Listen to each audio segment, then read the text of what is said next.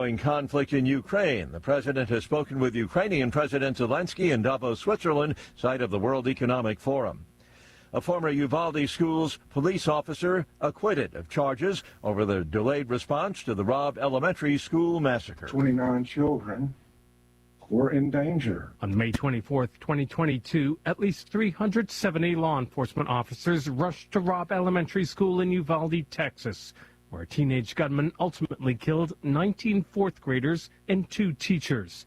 Adrian Gonzalez was among the first on the scene. Gonzalez faced 29 charges of child abandonment and endangerment and up to 2 years in prison. Jurors deliberated for more than 7 hours. Gonzalez said he was thankful but declined to offer a message to victims' families.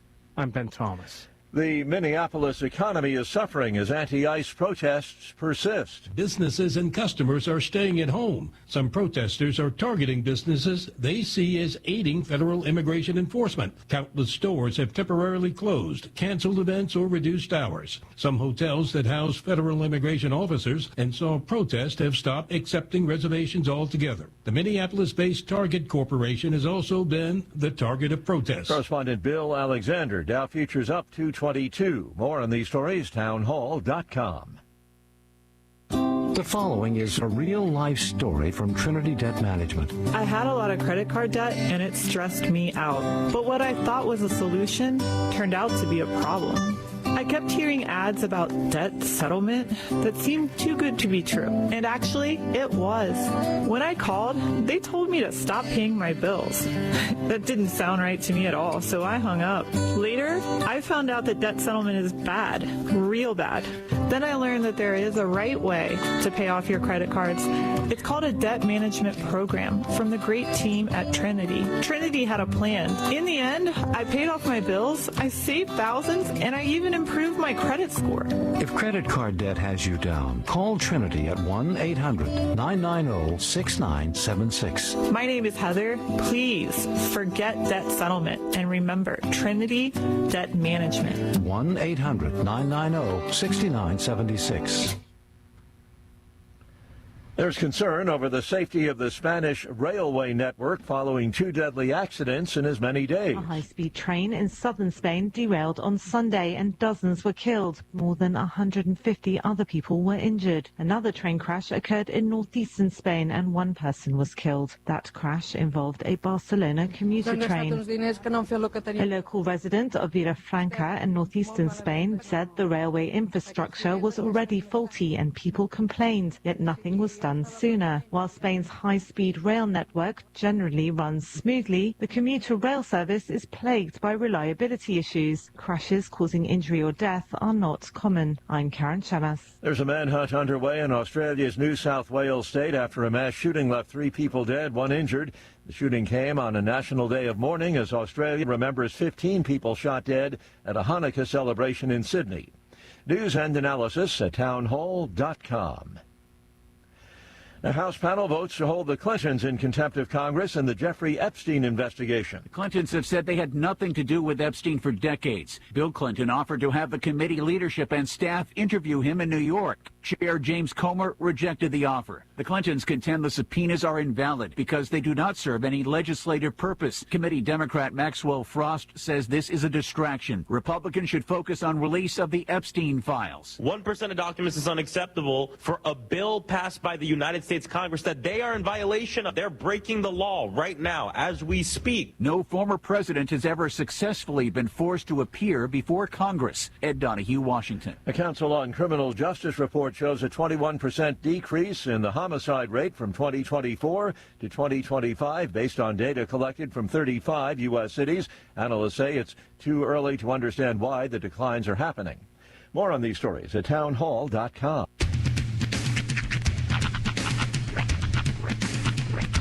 What in the wide, wide world of sports is going on here? I promise you, whatever scum did this, not one man in this force will rest for 1 minute until he's behind bars. Now let's grab a bite to eat. Yeah, come on. I feel the hot wind on my shoulder and the touch of a world that is older. I hit the switch and check the number. I leave it on and then I slumber. I hear the rhythm ringing through it. flamenco guitar and cumbia music. I hear the talking of the DJ, the travel witch, and what does he say? I'm on a Mexican radio. I'm on a Mexican world radio. Broadcasting live from high atop the J.P. White Building in downtown Roswell, New Mexico. It's Mornings with Mike Winters on 106.5 Roswell's Talk FM. Is that what I sound like when I talk? Now, here's your host, Mike Winters. And good morning, one and all. Welcome to Mornings with Mike Winters. I am he. That would be me, Mike Winters. Happy warm day before all the storm days. last day before it all goes down. That's right. I think that's the name. Warm day before the storm day. It's so weird to look at, like, within 2 days, 60-degree temperatures and 4. Yeah.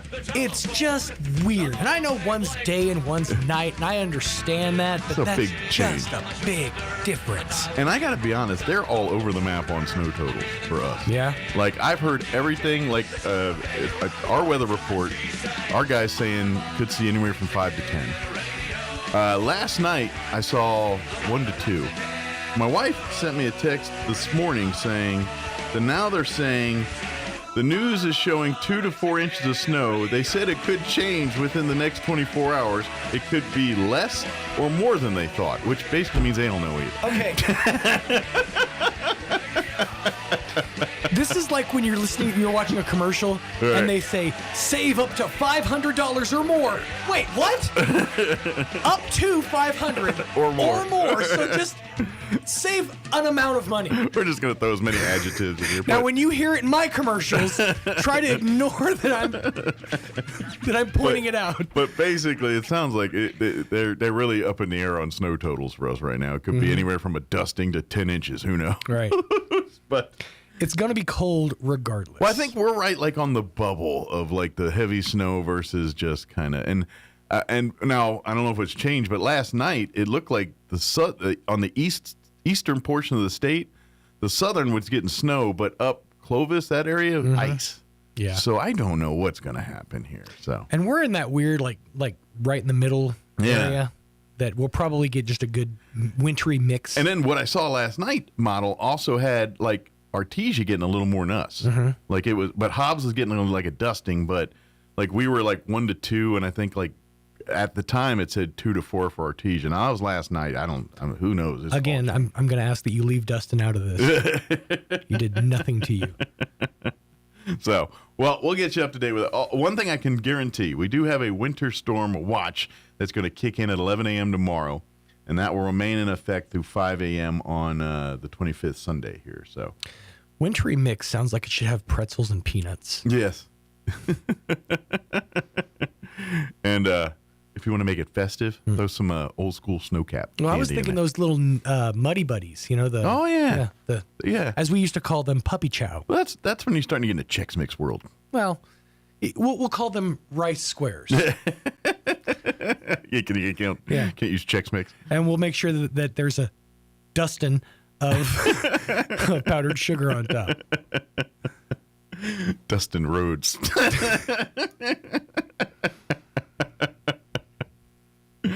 Oh, man. But, so storms coming. Storms are coming? We'll see. They're saying, like, today's sunny and 61, or partly cloudy and 61. Right. But, so today's actually going to be quite nice. And then tonight will be warm overnight, 32. But then I guess they're talking, now they're saying a chance of rain showers after 11 tomorrow, mixing with snow after 2. So, like yesterday, they were saying this was going to start like 8 with snow and then rain. Now they're saying it'll start with rain after 11, around lunchtime.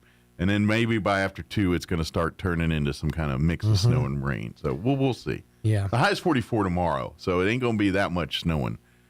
Well, the problem is everything's going to get wet, and that means everything's going to freeze over. Well, then that's where Friday night and Saturday are going to get just downright probably not pleasant. No. So, that's at least what we know now, or at least for now, and it'll just enjoy today. Prepare. Yeah. BMTP it today. Get your bread, milk, toilet paper. Yes, sir.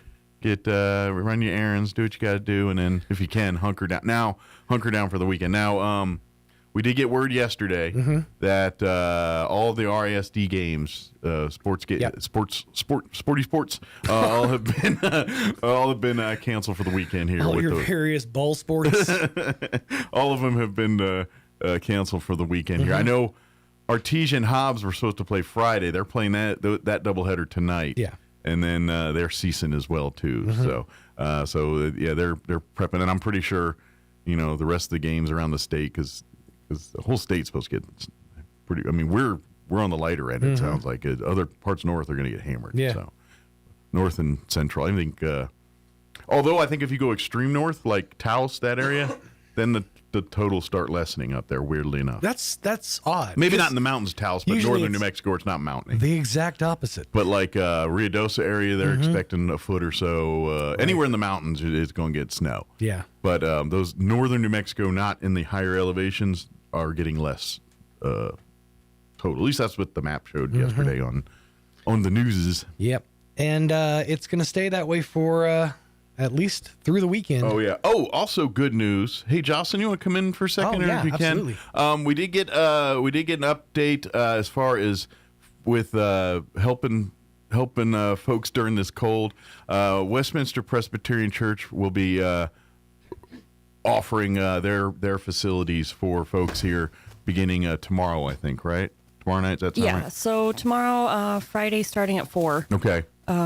People can start going in there, and if you need to get there a little bit early, we're going to be there trying to intake people. But sure. Officially 4 o'clock. 4 p.m. is when we. And from what we're told, the buses will be running so they can get the buses right. They can take the bus right to Westminster Church there. If you call the bus station, they will just tell them you need to go to the shelter. Okay. And they'll drop you right in the parking lot. Very good. So we have 2 locations. Salvation Army, they're going to be they'll be overnights here. 6 p.m. to 10 a.m. 10 a.m. starting tomorrow as well. Yeah.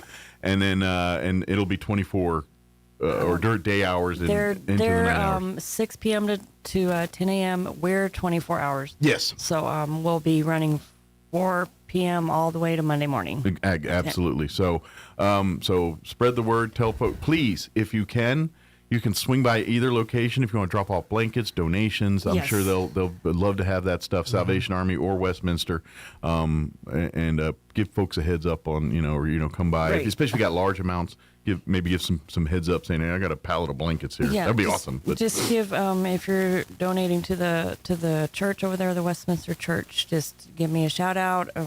Make sure I'm there. Okay, we'll be there tomorrow. If we'll be there. Just look for the group of people. Just look for the van that doesn't say food not bombed. There you it's go. A big white van that looks like you're being kidnapped. But yes, maybe that's what you need to put. This is not. We need to hire a hippie to paint a mural on the side of that van. Yes. That would be vintage clerks. You could put it on shoe polish. I assure you, this is not. It's actually an old ice cream truck. So nice. That doesn't help the cause. No, it doesn't. It doesn't. Especially when you play the music. It does still play the music. Yes, we do have cow sounds. Still. That could be fun. Yeah. Listen for the moose. Yes. Follow your ears. If you hear us down the street trying to pick you up, we're not kidnappers. We're just trying to keep you warm. This is van chasing me to get mooing at me. This is off topic a little bit, but the first time I ever opened a door at an Allsup's to get milk, and the door mooed at me. It made me a very happy person. That's an awesome. A moo can really brighten someone's day. A well-placed moo. A well-placed moo, or as Leslie Nielsen pointed out, well-placed flatulence as well too. I think we have a moo and a siren in there. Nice. It was a week or two ago. I came into some one of those algorithms of on X or whatever of various Leslie Nielsen interviews where he's doing the whole fart gimmick, and I'm crying laughing at every one of them. So it's fresh in my brain. But yes, if you are in need, there will be resources available. Yes, please, and please donate. There's never enough supplies, blankets, coats, hats, gloves, scarves. Anything. I know Salvation Army, they're just doing snacks. I don't think they're doing full meals. So bring the food by Westminster Church. Yeah, there. we are going to start. We got to feed them.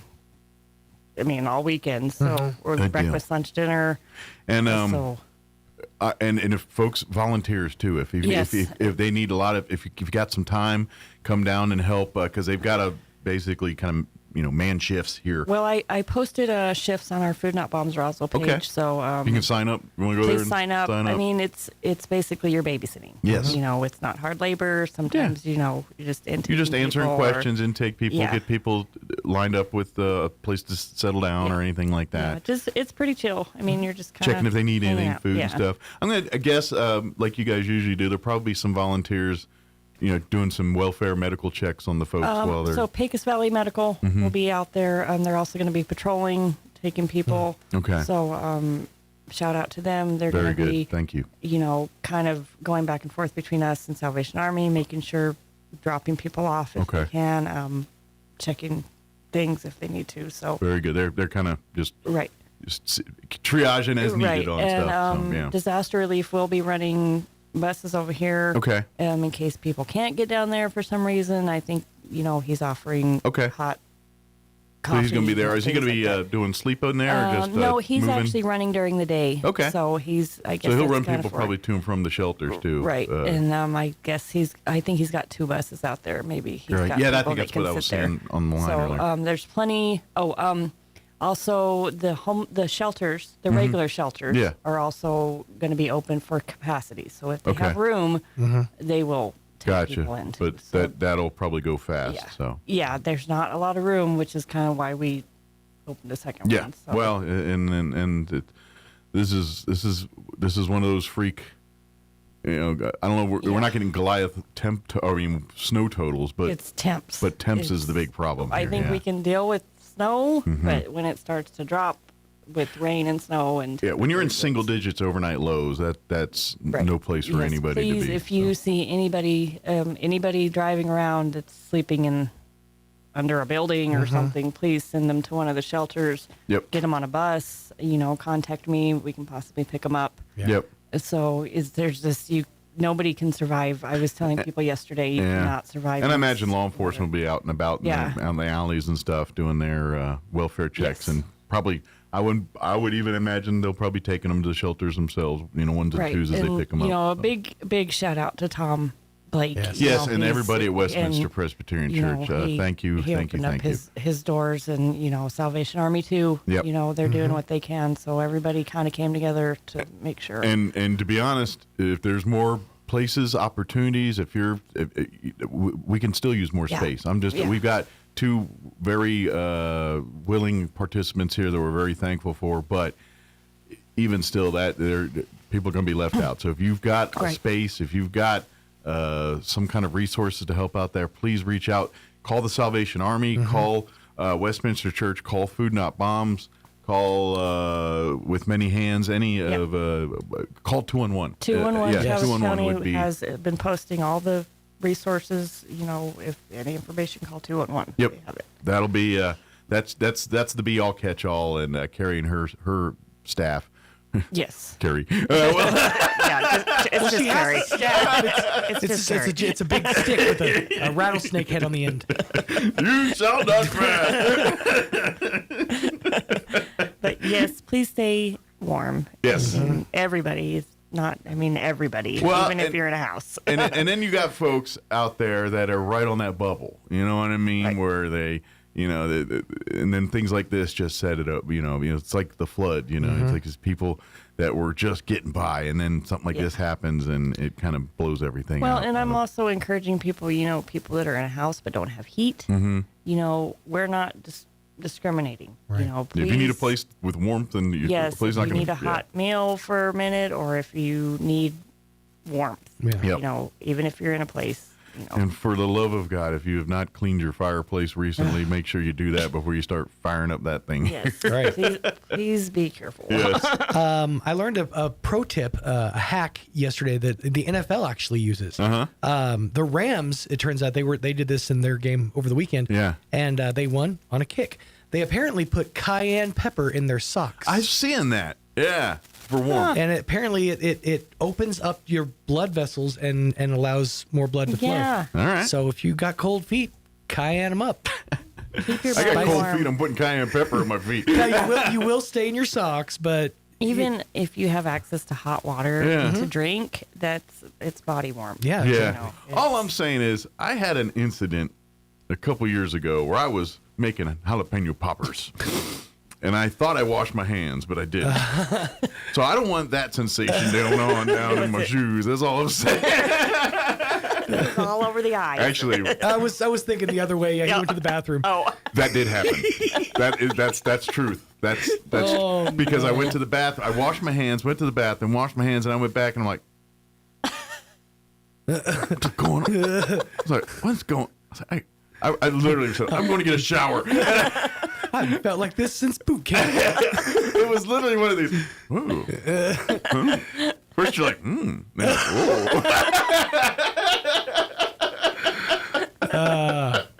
that did happen to me. Moral of the story: stay warm. All right, just stay warm. Stay warm. Barely in that cayenne pepper thing.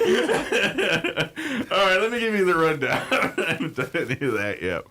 We're gonna replay our interview. Don Well joined us. I was on Monday this week from the Alzheimer's Association. So we'll had a great conversation with him. In the 8 o'clock hour, we're going to replay an interview Sean had last Thursday with the folks from the District Attorney's Office, Justin Dominguez, lead investigator, and the DA dog lady, Gina Yeager, joined us. She does much more than that, but she's known for the dogs. And Chevy was also here as well. Chevrolet. All right. Which I love the fact that I brought it up too that when a dog steps out of line, you can use their full legal name, Chevrolet. And then if you want to get like Chevrolet Silverado, right, I don't know what Chevy's middle name is, but Chevy. I hope it's named after a Chevy vehicle. Colorado. From Detroit. And then in the 9 o'clock hour, about 9:15, Crystal Noble with the Humane Society will join us, give us an update on dogs and things, and we'll find out if their status as far as thank goodness they had their heat and everything worked on, so they hopefully are in good shape there. But I'm sure they could have some needs stuff too. So we'll get an update from her in the 9 o'clock hour. Before we do any of that, let's go ahead and take an official listen to your weather. Weather this hour brought to you by Southwest Bearing under new ownership. Custom solutions for your heavy equipment, hydraulic hoses, hose repair, bearings, seals, sprockets, belts, tools, fluids, and fittings. I'm meteorologist Steve Hamilton with your Pecos Valley weather. We have a winter storm watch in effect tomorrow morning through late Saturday night for the potential for heavy snowfall between 5 and 10 inches. Cloudy today and about 60. Overnight clouds and low 30s. We'll be getting some rain mixing with snow on Friday. Afternoon high in the low 40s. Snow likely on Friday night. Snow and mid-20s on Saturday. I'm meteorologist Steve Hamilton, and that's your latest forecast. Thank you, Steve. Currently, 28 degrees here in Roswell. Humidity is at 47%. Winds calm at the moment. For today, it's going to be pretty nice. Partly cloudy. 61 for a high today. Winds will be out of the south at around 5 miles per hour. Tonight, mostly cloudy, right at freezing. 32 for an overnight low, which is warm compared to what's coming. Winds will be out of the north at 5 to 10 miles per hour. Friday, beginning at 11 a.m., that's when the winter storm watch takes in effect, and then through January 25th at 5 in the morning, so early Sunday morning there, like overnight Saturday, what do you want to call that. But Friday, we are looking at a 50% chance of precipitation.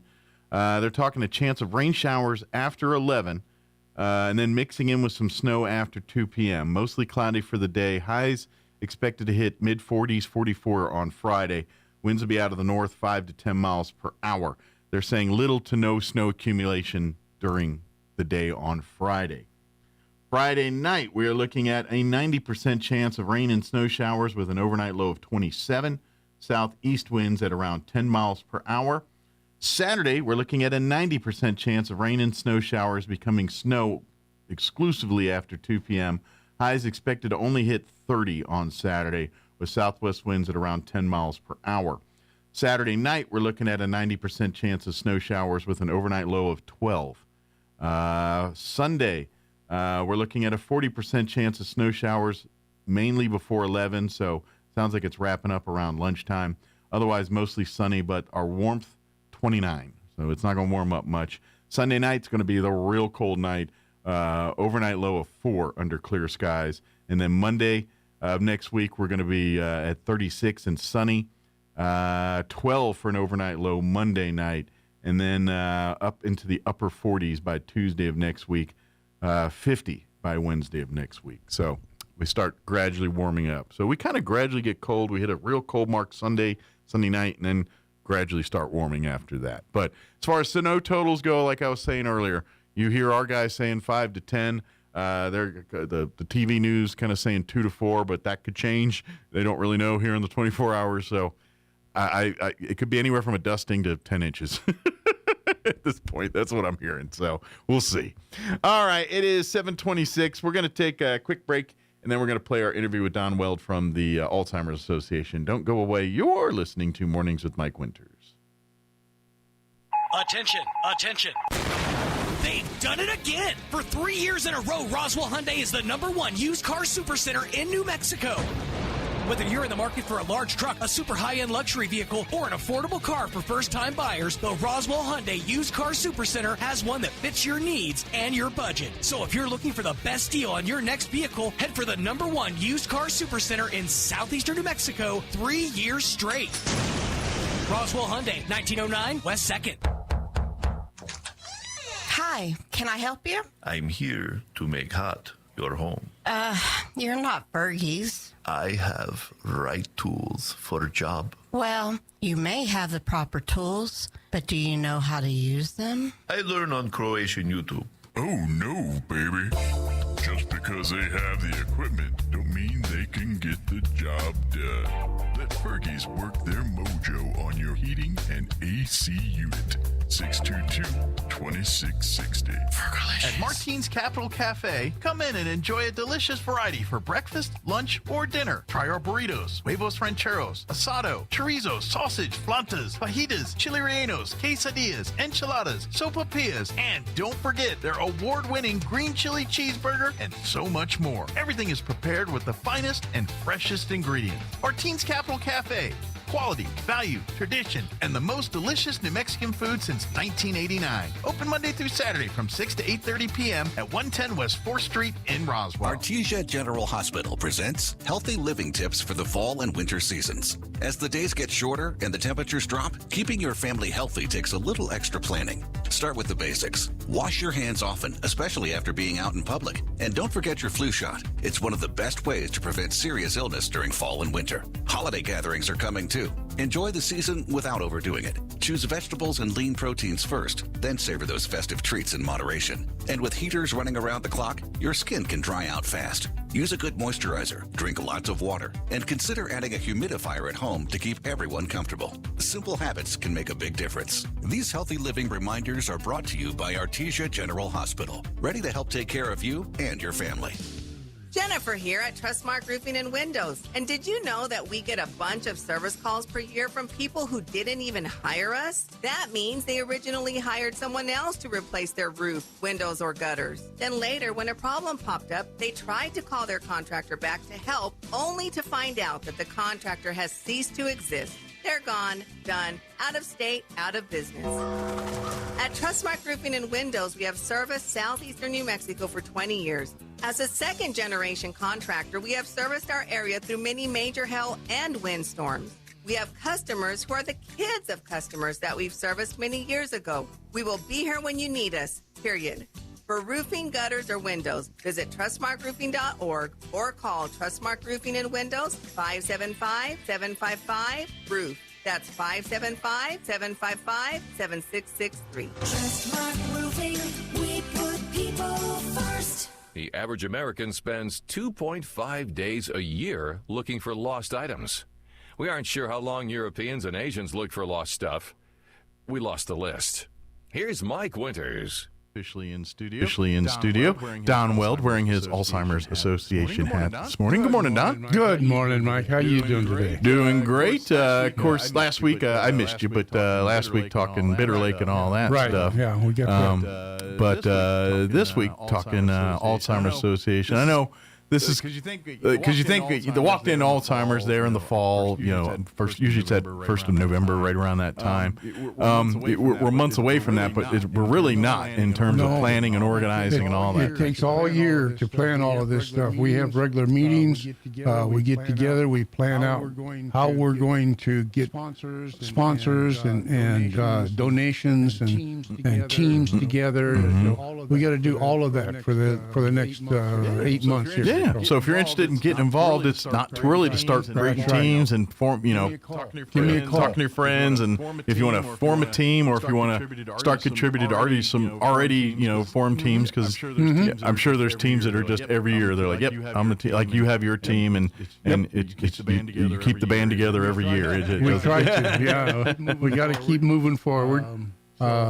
And then this year, like any other, is we've got to just get it going and keep things headed in the right direction. Absolutely. So if you're interested, please go to alz.org. You can always go to that website, and I think there's a thing you can just type in Roswell, and it'll take you right to the Roswell page, Roswell Walk page, and it gives you all the information, dates, times, if you want to sign up your teams, and start raising money. And if you're looking for the tools, if you want to share on your Facebook or whatever social medias to drum up support, they've got all the links and all the things you can do that stuff to kind of help raise money through your social media and all that. That's right. And we already know when we're going to walk and where. Okay. That's the same place as last year. All right. November 7th, Saturday. Again, I got to be there about 7 that morning. Right. Somewhere around 10 o'clock is usually what we start. It kind of warms up by then, and it'll be at Rusty K again. This is 2 years in a row now. 2 years in a row now. Yes, this will be the second year there. It worked out real well last year. That's a nice facility. Sure. Right across from the wool wall. Yeah. Plenty of parking. Plenty of parking. So we got everything we need. And it's relatively visible. Not courthouse lawn downtown visible, but pretty visible. And you know that there's good and bad about doing it at the courthouse. There's a lot of visibility, but that can also be a danger. A lot of traffic, and we try to do our walk and do a lot of hustle and bustle there. Right. Yeah. Right. Especially if you're dealing, if there's some folks that are there that maybe are with dementia or Alzheimer's, and so they wander right out. There's a lot. Yeah, there's a lot of or some of them are distractions and things. Disabled physically as well, and they can't get around that well. At Rusty K, we've got all of that. It's a little much better. A little more amenable to that kind of stuff. So year 2 at Rusty K Complex. So start putting those teams together now. Yep. As we say every time here, I feel like we're almost there. We're there. We're going to see someone in our lifetime. I keep hearing about all new things coming out. Yeah. This and that. Slowly we're getting better. They're going to beat it. I feel like someone in our lifetime. Yeah, is going to be able to say, I'm reversing the symptoms. I'm beating Alzheimer's. I'm beating dementia. I'm beating this stuff. And the medicines, the research, everything that the walks and everything that folks have been doing for so many years have really given people much more quality of life with this disease. Yep. So if you diagnose early, people can live 20 plus years with quality life, with proper treatment and medicines before they start seeing what eventually happens to everyone with dementia, and all where everything starts breaking down and all that stuff.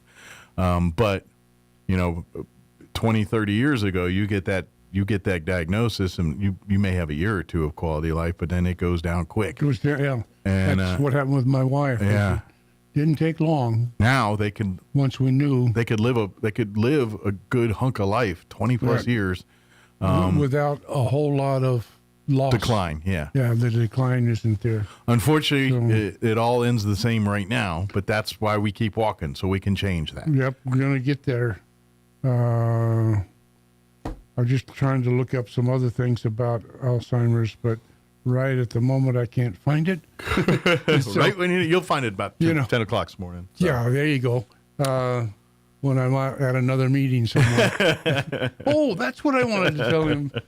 Mike.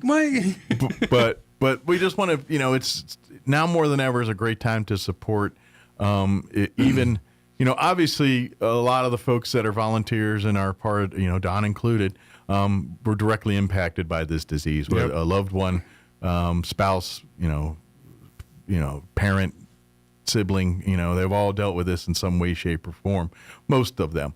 And if you are dealing with that kind of stuff right now, don't forget there are resources there. I know we keep talking about fundraising, but if maybe your doctor just recently diagnosed something here for yourself or someone in your family, please reach out to the Alzheimer's Association here, especially with a new diagnosis. There's a lot of questions, a lot going on. The doctors will definitely help you through that. But if you want more people that can know exactly what you're going through and can help you and can kind of help navigate you through this process. And to be honest, the later you get into this disease, the more help, if you're the caregiver, the more help you're going to need as this progresses. There's going to be times where this is going to consume everything in your life, and you're going to need to tap into so you can take care of yourself, but also take care of your loved ones. And the Alzheimer's Association is built for that. We can either direct you to or provide that help, especially for the caregivers. Absolutely. Because it almost killed me trying to take care of my wife. Absolutely. For that time. But luckily I got through that and survived it. So please, if you're having a loved one who is showing signs of dementia, have it verified through a physician, and there are plenty of physicians who can do that. And then contact Alzheimer's organization and see what can be done to help you as a caregiver. Absolutely. Yeah. There's a lot of resources in place, a lot of, and especially if it's the early diagnosis and the medicines where you're still preserving quality of life here, there's still those resources to reach out, talk, and when to help see signs and things. Because I imagine, with the support groups and things, a lot of the members have gone through these or going through these stages, and so when you're going in new to this, don't go in blind. Go in with some of that experience. Well, when you see this usually means this, or, in my experience, we had great times doing this, not so much success here. There's a lot of resources to tap into to kind of help just navigate to really make, and there is strength in numbers. When, you get hit with diagnoses like this, when your loved one, to be honest, you probably almost prefer you would get the diagnosis on yourself than a loved one in this situation. Like, I got to be honest, I wish, I don't want to, I would never want to wish this on anybody, but I would rather be like, take the burden on me than do. And so and this is kind of what you're talking about with your situation, this is a disease, the disease of the family, where the family almost deals with the struggle more than the actual patient itself. Correct. Yeah. Unfortunately, the patient isn't always there. It's not right. Right. Yeah, they don't recognize their own problem. But this is the part too, where especially if this is like a parent, a mother or father, someone that's been that nurturer for you your whole life, and they get to that phase where every personality trait that from them changes. They're cold, harsh. That's the disease talking, and this is where the support group can help, because people that have been your rock your whole life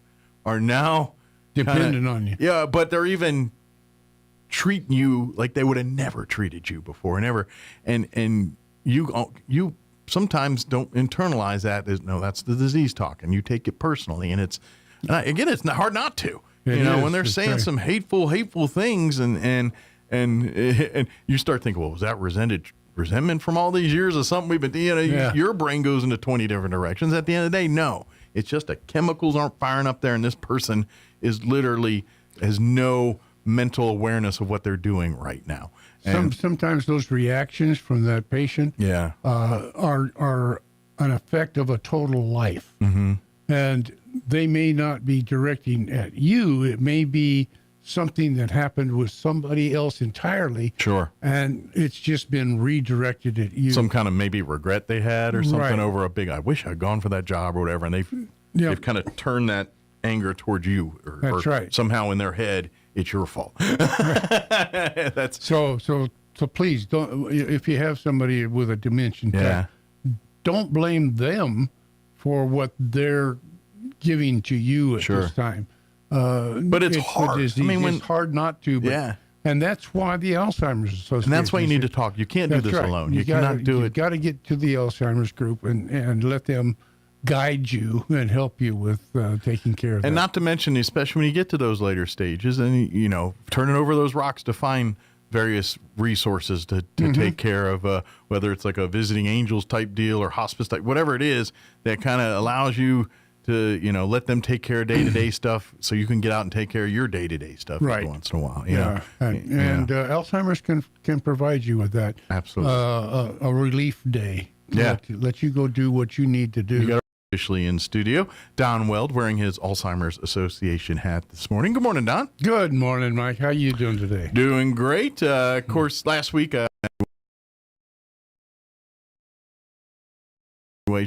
I got to be honest, I wish, I don't want to, I would never want to wish this on anybody, but I would rather be like, take the burden on me than do. And so and this is kind of what you're talking about with your situation, this is a disease, the disease of the family, where the family almost deals with the struggle more than the actual patient itself. Correct. Yeah. Unfortunately, the patient isn't always there. It's not right. Right. Yeah, they don't recognize their own problem. But this is the part too, where especially if this is like a parent, a mother or a father, someone that's been that nurturer for you your whole life, and they get to that phase where, every personality trait that from them changes. They're cold, harsh. That's the disease talking.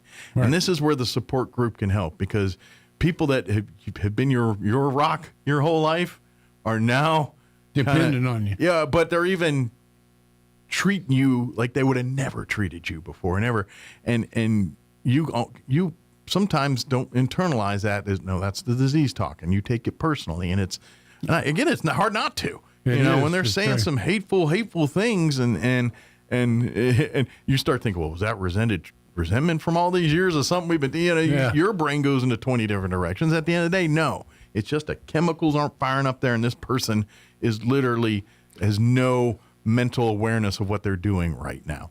And sometimes those reactions from that patient are an effect of a total life. Mm-hmm. And they may not be directing at you. It may be something that happened with somebody else entirely. Sure. And it's just been redirected at you. Some kind of maybe regret they had or something Right. over a big, I wish I'd gone for that job or whatever. And they've kind of turned that anger towards you. That's or right. Somehow in their head, it's your fault. That's So please don't. If you have somebody with a dementia, type, don't blame them for what they're giving to you at this time.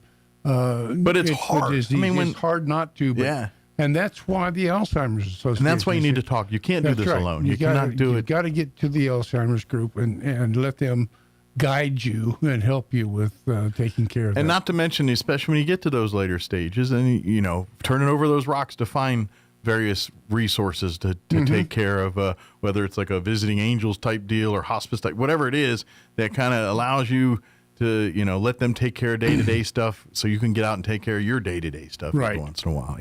And Alzheimer's can provide you with that. Absolutely. A relief day. Yeah. Let you go do what you need to do. You got to recharge your own batteries. You got to live your life too. Go get a massage and whatever. Yeah. It's unfair that your life defines what happens here sometimes too. You have just as much right to live their life as they do, and so you've got to. And I know it don't feel that way, and it's especially if it's a spouse or someone that you've really that you're each other's rock for so many years, and I know I'd be the same way if I'm my wife was in this situation. I'm the caregiver. I'm not giving up reign to anybody, but my brain does know deep down I got to, but it's really hard. Someone's going to have to tell me not to. You know what I mean? And even though I know now, when I'm put in that situation, hopefully I'm not, but if I do, I know I'm going to react stubbornly because that's just how I roll. That's right. You love that person so much that it's difficult to let go of those reins. Yeah, and so that's why you need those outside sources. You definitely do. Yeah. And if it comes down to that point to where you just can't take care of that person anymore, maybe you have an obligation to earn a living or something of that sort. There are facilities available. Be very cautious when you select one of these places, but there are some good ones out there who will take very good care of your loved one. And the further that disease progresses, the more and more difficult it is for an individual to take care of them. Absolutely. So because that's where you need professional help. You're dealing with not only the mental and emotional side, but the physical motor skill side too. That's right. You might physically have to carry them and put them in places, and that's right. Not all spouses or loved ones are equipped to do that, especially if your loved one's a big guy. Yeah, that's true too. And not only that, they may not, because of the disease, they may not want you to move them physically from place to place. Sure. They're going to balk and fight against it. I'm going to take a guess. If they were stubborn in their normal way of thinking, that's tenfold as a person and it comes back dealing even with dementia. Yeah, because I know my id, and I could easily see me be that problem. Yeah, not intentionally. I just it's know. It's part of it. Yeah, part of your life had been that way. And remember that your loved one may be that same way. Absolutely. But that being said, please, if you're dealing or new to this or wanting support, or maybe you've gone through this and you're kind of on the other side and you're thinking maybe this is where I pay it forward. I can get back and maybe help somebody else. Help somebody else as a volunteer. Yep. Always looking for more folks to be a volunteer. Right. Now, that being said, you could have no one impact your life and still be a volunteer. If you want to help out and do all that. I mean, obviously, when we get into some of the support groups and stuff, you're probably not the best equipped to help there. But certainly in raising money, raising awareness, organizing these events, putting people in touch with those resources when they need it, that would be a great way to volunteer and be a part. There you go.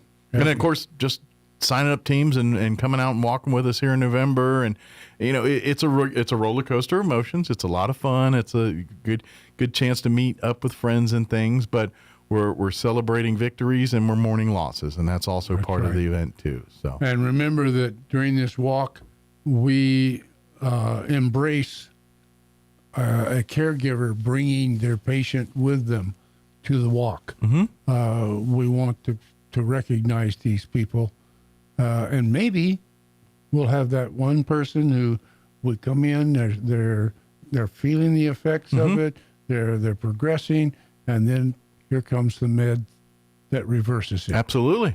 This year, they've got dementia. Next year, they don't.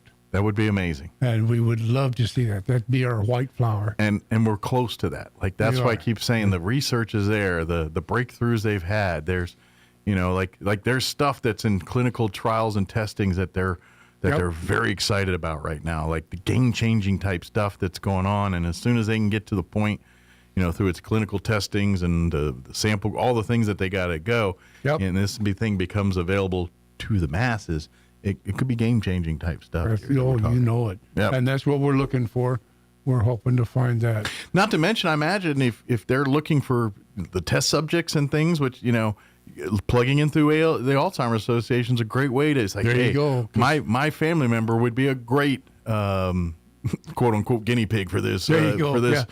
That person may not be the one that recovers from Alzheimer's, but the work that you do with that person may help someone down the line. And this medicine may give them that positive thing where that gives them that 20 years or start seeing, them get better before they get worse. And that's I would imagine every family member would cherish that moment to have one more day or one more time with that loved one in the the way they know them and remember them. So. Yep.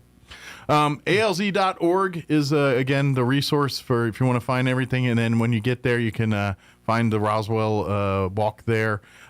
We do have there is a local Roswell ALZ Facebook page that you can go to. That's right. Just ALZ, Roswell NM. You should find it pop up pretty quick there.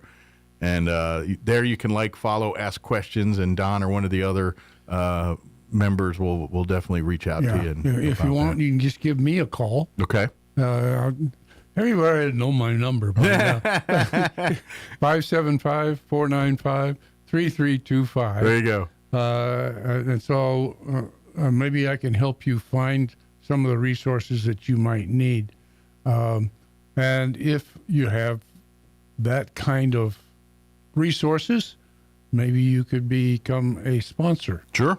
We're always looking for new sponsors. So. Yep, always new sponsors leads to more new teams, more ways to help people that are in need right. here, help people succeed while they go through this arguably probably the toughest part of their lives. And you want to help out? Give me a call, and I will guide you to our next committee meeting. Yeah, when those come up, etc. You guys meet monthly right now? About a month or so. I was just trying to remember when our next meeting is, and it's not that far off. Let me see. That's February the 16th. Okay. February 16th.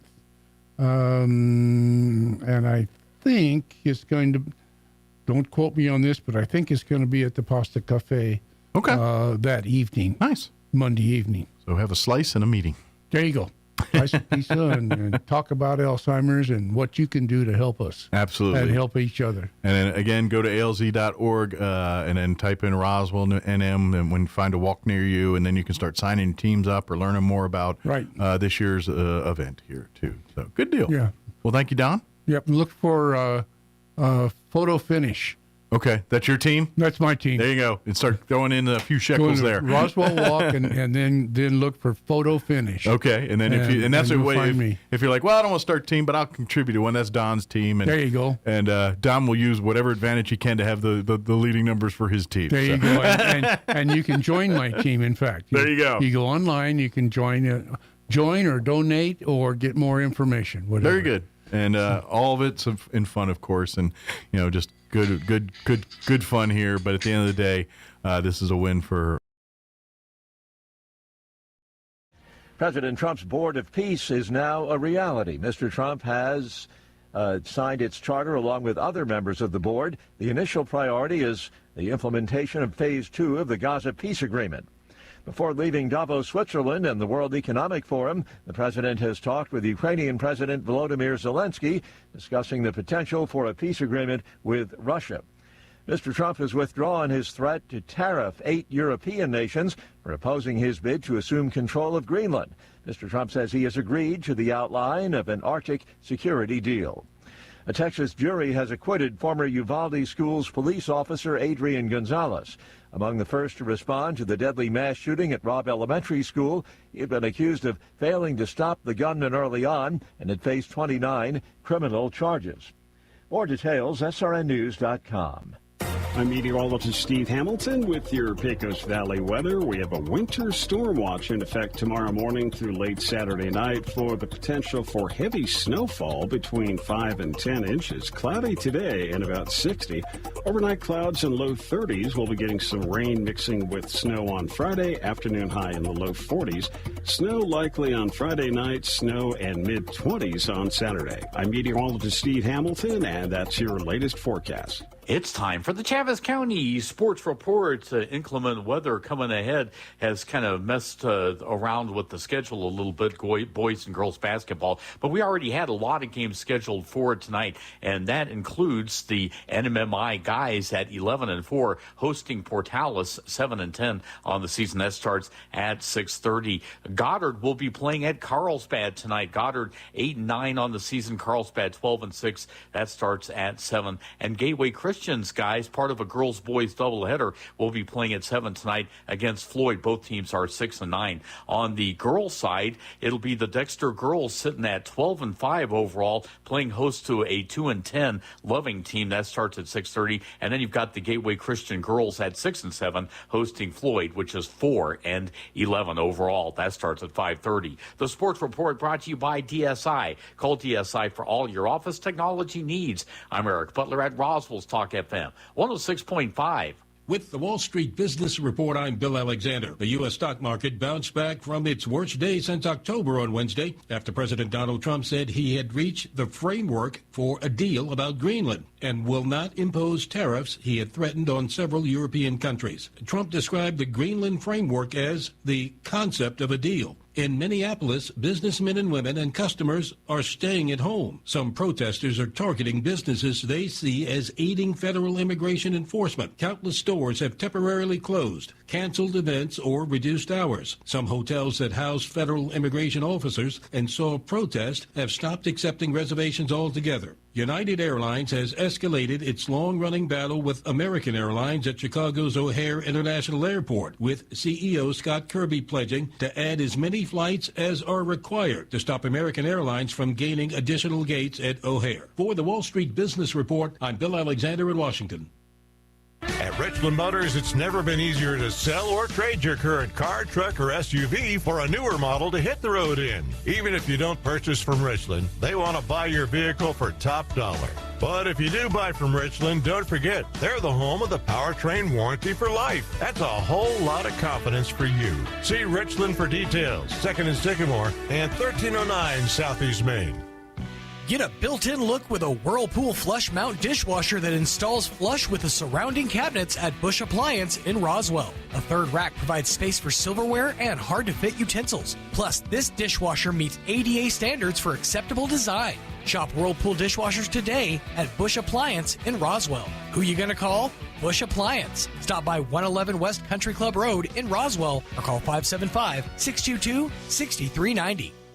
When you need tough, reliable equipment that gets the job done right, turn to your local Kubota experts. Amigo Machinery in Roswell is proud to be your hometown Kubota dealer, offering a full line of tractors, mowers, and construction equipment, plus genuine parts and expert service and advice. Locally owned and operated and here for you. Stop by Amigo Machinery at 2801 Southeast Main Street in Roswell or call us at 575-624-2026. Amigo Machinery, your trusted local Kubota dealer for all of Southeast New Mexico. Ready, set, hurry on down to Tate Branch Roswell, where we finish first. Experience the Tate Branch difference here at Tate Branch Roswell, where business is done the Tate Branch way with honesty and integrity to deliver an exceptional customer experience. We have a huge selection of pre-owned cars, trucks, and SUVs that are priced to move and are backed with a lifetime powertrain warranty. It's all backed by friendly hometown customer service that puts you first every time. So don't wait. Head on down to Tate Branch Roswell right here at 2000 West 2nd Street and drive home happy today. Tate Branch Roswell. Come experience the world-class experience you have been waiting for. It's Mornings with Mike Winters.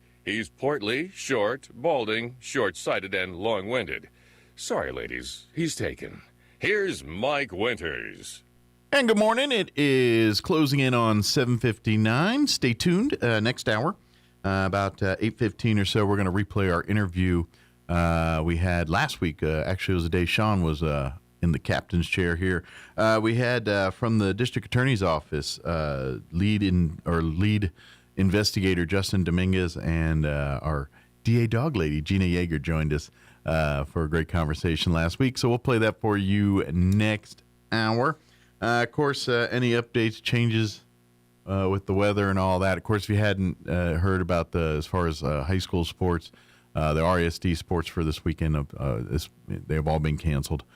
Through because of the weather, upcoming weather that we're expected to get here, which I don't know. We were talking at the beginning of the hour. It's kind of all over the place, from anywhere from dusting to 10 inches of snow, somewhere in between. So, as those start refining, we'll let you know on all that stuff. So, all right, it is closing in on 8 o'clock. Town Hall News is up next, and we will be back. Promise. That's not a threat or anything. We're coming back unless the power goes out. On the other side, don't go away. You're listening to Mornings with Mike Winters. Your home for Coast to Coast AM in Roswell, 106.5, Roswell's Talk FM, KEND, Roswell, New Mexico. Breaking news this hour from Town Hall. I'm Rich Thomason. Before leaving Davos, Switzerland and the World Economic Forum, President Trump has held a discussion with Ukrainian President Zelensky. They talked about the potential for a peace agreement with Russia. Mr. Trump is withdrawing his threat to tariff 8 European nations for opposing his bid to assume control of Greenland. The president says he has agreed to the outline of an Arctic security deal. One of the officials who attended the meeting has told the New York Times that Denmark could grant the U.S. sovereignty over small pockets of land where military bases could be built. The idea is said to be based on the sovereign British bases in Cyprus. The details have yet to be fully worked out and will involve further negotiation. A NATO spokesperson said discussions would focus on ensuring Arctic security through the collective efforts of allies. The BBC's Sarah Smith. Powered by strong consumer spending, the U.S. economy grew at the fastest pace in 2 years, July through September. The Commerce Department says America's gross domestic product, that's the nation's output of goods and services, rose at a 4.4% annual pace in the third quarter. A Texas jury has acquitted a former Uvalde Schools police officer, Adrian Gonzalez.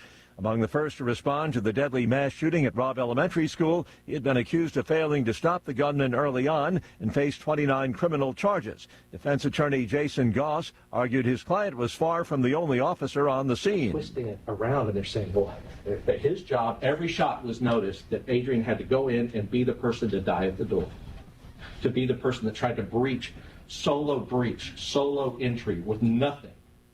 But nobody else did that. From Texas to Oklahoma and all the way up into the Northeast, powerful winter storm is forecast to spread snow, freezing rain, and ice, along with frigid temperatures across a vast area in the coming days. Wall Street, the Dow's up 237 points. More on these stories at townhall.com. Here's an important message from the Diabetes Solution Center. Do you like pricking your fingers to test your blood sugar levels? No one does, but it's important to maintain your health. And now, by wearing a small remote device called a continuous glucose monitor, or CGM, you don't need to prick your fingers anymore. It's easy to use and helps you make more accurate diabetes treatment decisions. If you are testing your blood sugar 3 or more times daily, injecting insulin, or using an insulin pump, call the Diabetes Solution Center right now. And if you have Medicare or most major insurance coverage, you may be able to get a new CGM at little to no out-of-pocket cost. Shipping is free, and we'll even bill your insurance company for you. If you are testing your blood sugar 3 or more times daily, injecting insulin, or using an insulin pump, call the Diabetes Solution Center right now to learn how to end the painful finger sticks and get your own continuous glucose monitor, or CGM, at little to no out-of-pocket cost. A turbulent day in court in the UK for a member of Britain's royal family in an eavesdropping lawsuit. Correspondent Brian Melly is in London. I'm standing outside London's High Court where Prince Harry wrapped up his testimony in his phone hacking lawsuit against the publisher of the Daily Mail. Harry began the day under cross-examination, striking a defensive and at times combative tone, but he ended the day nearly in tears. Harry is one of several famous claimants, including Elton John, who allege Associated Newspapers Limited used unlawful tactics to snoop on their lives for years. Harry says the tabloid stories caused great distress and paranoia beyond belief. Harry became emotional today at the end of his testimony as he discussed the toll the case had taken on his life and his family, saying it had been an utter misery for his wife, Meghan, Duchess of Sussex. The Daily Mail publisher denies the allegations, calling them preposterous. News and analysis, townhall.com. A Canadian man has posed as a commercial pilot and a flight attendant to obtain free flights from U.S. airlines. Authorities say 33-year-old Dallas Prokornik of Toronto pleading not guilty following his extradition. He was arrested in Panama after being indicted on wire fraud charges in federal court in Hawaii last fall. Now, court documents say Prokornik used fake employee identification to obtain tickets that were reserved for pilots and flight attendants on 3 different airlines over 4 years. The indictment does not identify those airlines. Jason Walker reporting. The Supreme Court appears inclined to keep Federal Reserve Governor Lisa Cook in her job. The justices have heard arguments over President Trump's effort to fire Cook for alleged mortgage fraud. She denies any wrongdoing. More on these stories, townhall.com.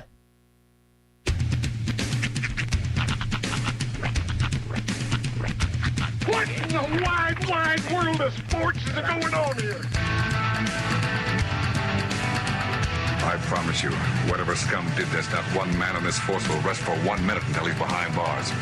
Now let's grab a bite to eat. Yeah, come on. I feel the hot wind on my shoulder and the touch of a world that is older. I hit the switch and check the number. I leave it on and then I slumber. I hear the rhythm ringing through it. Flamenco guitar and cumbia music. I hear the talking of the DJ. The traveler said, what does he say? I'm on a Mexican radio. I'm on a Mexican radio. Broadcasting live from high atop the J.P. White Building in downtown Roswell, New Mexico. It's Mornings with Mike Winters on 106.5 Roswell's Talk FM. Is that what I sound like when I talk? Now, here's your host, Mike Winters. And good morning. It is 6 minutes after 8 o'clock. Welcome to hour number 2. Morning. Ooh, Netflix. That one, that's an earworm that hits me in my sleep. The Netflix one. They have a website where they list their top 10 best performing programs or whatever, and the literal URL is tudun.com. tudun.com. Well, happy Tudun morning of Mike Winters right here on a warm before the storm. Warm before the storm. Dig it. By the way, speaking of Netflix, I started watching yesterday that Evil Influencer documentary. Okay. Have you seen the trailer? I have seen the trailer for that. It's a really insane story. Yeah. It's all about this lady named Jody Hildebrand, and I remember when this story kind of went down like IRL with the 8 passengers YouTube channel and stuff, but this like behind the scenes deep dive, you kind of find out more about who this Jody lady is and how many different like families she's completely destroyed over the course of her career. It's insane. Yeah. And like at one point they have a warrant and they're searching this house. And there's family that's there answering questions, or the Ruby, the influencer who was influenced. Okay. Was answering questions, but this Jody lady, like they were talking to her, and she just stared at him.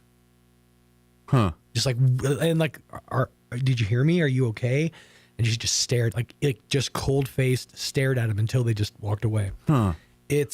And I haven't gotten that deep into it because it was wrestling, so I had to tune away. But I'm a mark for a good one of those series like that. And Netflix has a few good ones. Yeah. Over the years, like the one about the girl who disappeared in the elevator in California. Oh yeah, that was an interesting one. That just lost her mind. And they found her in like. Well, she was I think she was bipolar. Right. And she was off her meds, and that's really kind of at the end of the day what the big mystery was. That's the one where, spoiler alert if you haven't seen it, that they found her up on the top. Yes, in the water tank. Yeah, that's the one. Yeah, that was. And then anytime I see one of these crazy stories happen in real life, I'm like, okay, so about 6 to 7 months from now, you can plan to have a really good documentary on Netflix about this. Yeah. Well, and I started watching when I was telling Sean about it the other day, and it was, I can't remember, I think it was on Hulu. And it's ID Discovery. So that would be or you know what, that's Max, HBO Max. It was on Max. Oh, okay. And it was like one of their Discovery channels, and it's I guess it would be, huh? It was like the Curious Cases or something, and I watched the first episode, and it was all about the whole Bam Margera stuff. Yeah. And to be honest, it was interesting, But Bam is only really one sliver of that show. I mean, it's kind of it's more about these women that one that was his conservator, and then this social warrior, crazy lady lawyer that was. And matter of fact, they're still pending lawsuits to this day going on all that stuff. But Bam was at the end of the day, it's just highlighting more of Bam's and that's the sad thing dependency and mental health issues. But this is basically his estate, his money, his royalties, his earnings. Yeah. And he's such a little part of it. Yeah. Like, that's got to have an effect. I've never been a Bam fan. Yeah. Like I always watched him. I used to love watching CKY. Yeah. But it used to bug me to no end the way he treated his parents. Yeah. Like that, even as a rebellious teenage kid. Yeah. I'm like, come on, dude. They give him some break. And his mom always seems so nice on the show. And I guess she is. I mean, it's kind of. And Dad obviously was. Yeah, Phil was just like a pushover, essentially. Yeah. And the only crazy one was the uncle that. Yeah, Don Vito. That actually went to jail and then died, right? Yeah, he's passed on. But he went to jail for like some kind of sexual assault charges. I think it was like on like it was something pretty bad. Child or something. Yeah, it was pretty bad. It was not great. But well, he was nuts anyway. If you remember that show, he looked like he was a few sandwiches short of a picnic anyway. And it always kind of got under my skin that like, I'm not trying to be all like Drake or anything, but I started from the bottom and now I'm here. Nah. And here ain't that high. And that guy does. I mean, he did like sure, he hurt himself a few times. He did skateboard tricks and cart pranks.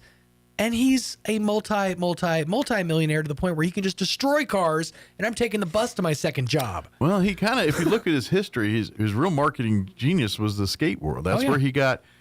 This is a stat that blows me away because this is, as far as talent, they're not comparable. Is when you think of all-time selling skateboards, Tony Hawk. Yeah.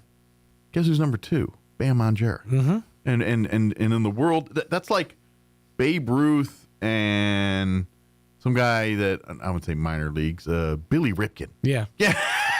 Well, if you dive kind of into the story of how he got on with Element boards and how those boards kind of were solidified, it's a really interesting story.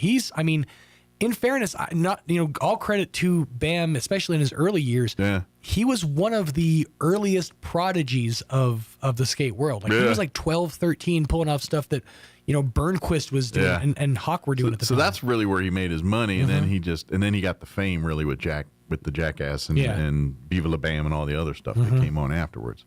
But once he basically hitched his horse with Knoxville, that's when it kind of. Oh yeah. But yeah, and that's where Knoxville, because I'm sure Knoxville looks at Bam and saying, because he was bringing, he unlike the other cast of characters, he's bringing an entourage with him from the skate world. Yeah, so. Dick Amio and Rake Yon and all of Bam's crew. Yeah, including Ryan Dunn. Yeah, were part and parcel of that CKY group that tied in with the Jackass crew and kind of formed that super group, so to speak. Yeah, but and Steve-O was at Clown College in Santa Fe. Yeah, well, and here's the funny part that made me laugh was Steve-O's one of the main interviewees during that documentary thing, and he's talking like Bam and I have completely 180'd each other. It's insane.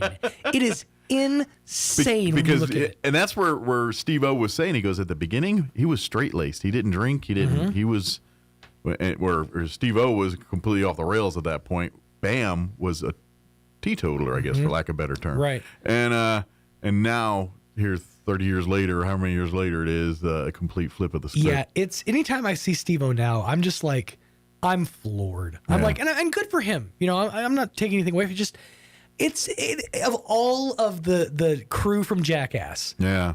I never saw the complete sobriety and turnaround from a character less than in Steve-O. Yeah. That was insane. You are absolutely correct, because if you would have asked me, kind of toward the beginning of the end of really Jackass is kind of always resurged, but kind of when that initial run kind of died down, I was like, that dude will be dead in 2 years. I remember there was a DVD that I procured. I don't know if it was like if I just had it or my friend had it and it became part of my collection. But in this DVD, he's basically it's a bunch of different stunts and skateboard tricks and stuff like that. But the crux of it is he's in his apartment with a few of his friends, and he's got this gigantic tank of nitrous. Ugh. And he's just doing like whip it hits and destroying his apartment. Yeah. There's like a part where he like takes this huge whip it hit and he's amongst like, other things, and he jumps into a ceiling fan. Yeah. And they show the after of that apartment. They wrecked the place. Yeah. Brains fried at that point too. But and then it's just like 3 months later, he was coming out. He's like, he's getting help. He's maybe that was close to his bottom. He hit that bottom. You got to find that bottom, scrape it. Yeah. Good news on some fronts here. We thanks to Westminster Presbyterian Church, Salvation Army, we do have some warming centers that offer 24-hour coverage at Westminster in the overnights there at Salvation Army. So the buses are running. They've got vans to get folks. They could use more help, donations, volunteers. I highly recommend you get onto Facebook, go to Food Not Bombs Roswell, look for Food Not Bombs Roswell on Facebook, and go there and read up on stuff, but volunteer or offer to donate. I'm sure they'll tell you specifically, but they'll be accepting donations of both Salvation Army in terms of food and things like that. With over at Westminster with Food Not Bombs, clothing, blankets, sleeping bags, food, anything to make things better for folks. So you want to make a big difference, and maybe you don't have a lot of fundage. Here's what you do: go over to the Humane Society thrift store today, and every blanket they have, buy them out. They're like $1 a piece. Buy out those blankets, take them over and donate them. There you go. Perfect stuff like that too. So, and then you're supporting two great organizations. Boom, 2 birds, killing 2 birds. One of which being the Humane Society. So we won't necessarily talk about that dead bird. But they'll be a next hour to defend themselves. Exactly. But yeah, if you can get involved, help out, volunteer too. They need folks to. If you go to the Food Not Bombs Roswell Facebook page, they do have a sign up sheet for shifts and things. If you'd like to volunteer to help. Basically babysit is just kind of keeping, checking people in, getting them settled, things like that. Keeping the peace. Yeah. So taking care of food needs or any other needs they have like that. Stuff like that. Yeah.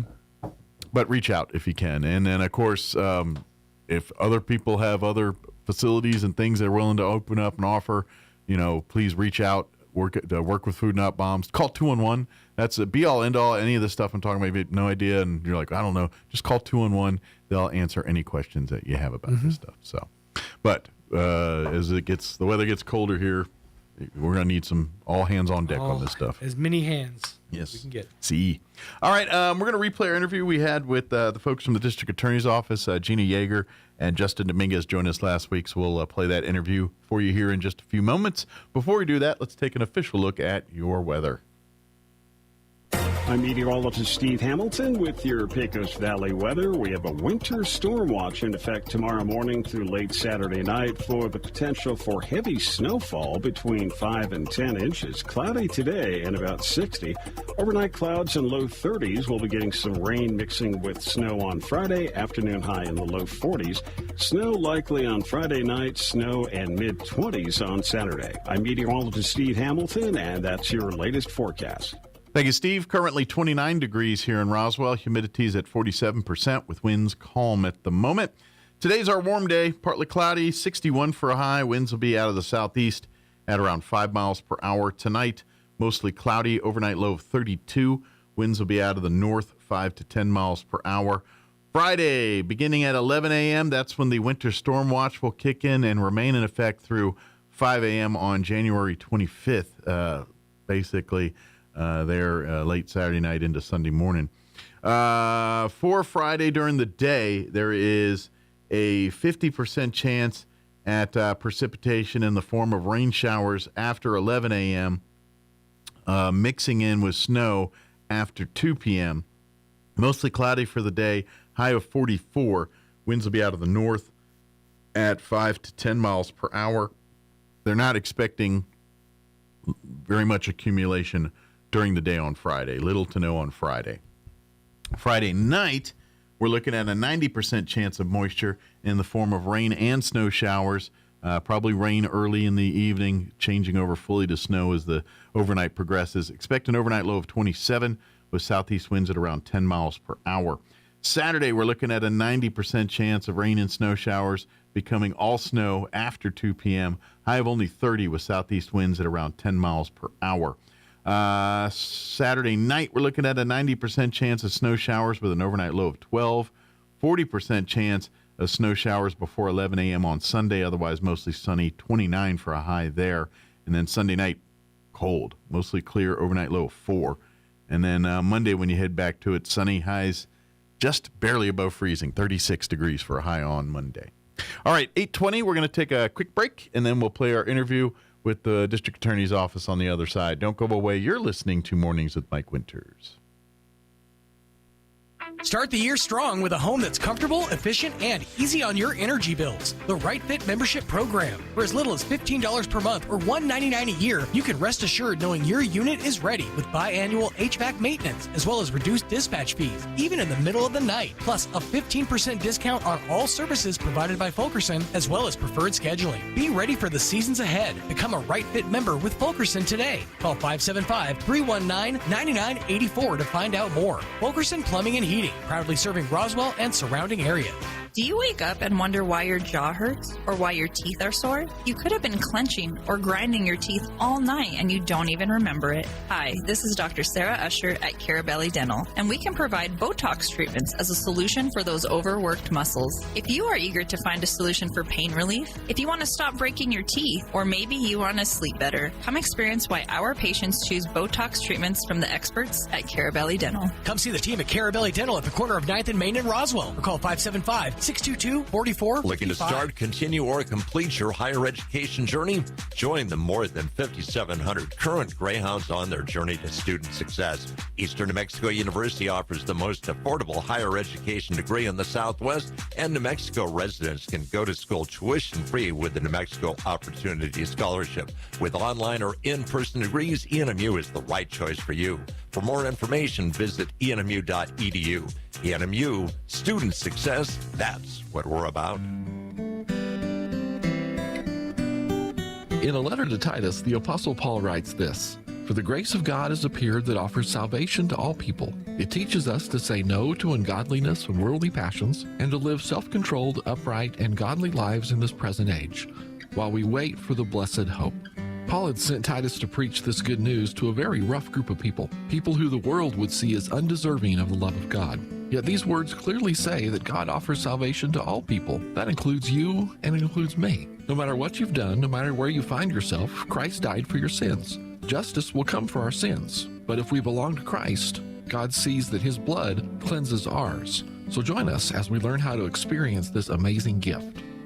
Join us at the Country Club Road Church of Christ for worship at 10 a.m. on Sunday, located on the corner of Country Club and Washington in Roswell. Here's a Mornings with Mike Winters fun fact. China has more English speakers than the United States. They have more Chinese speakers, too. Here's Mike Winters. For this time. In the criminal justice system, the people are represented by two separate yet equally important groups: the police, who investigate crime, and the district attorneys, who prosecute the offenders. I messed up again. Doggone it. And I'm joined in studio this morning by lead investigator Justin Dominguez, as well as Gina Yeager this morning. How are you doing this morning? Good morning. Good morning. Good morning. So, 2026 off to a banging start. We're hitting the ground running with things. How are things in your realm? We haven't stopped. It's a new year for everybody, but the train just keeps on rolling for us.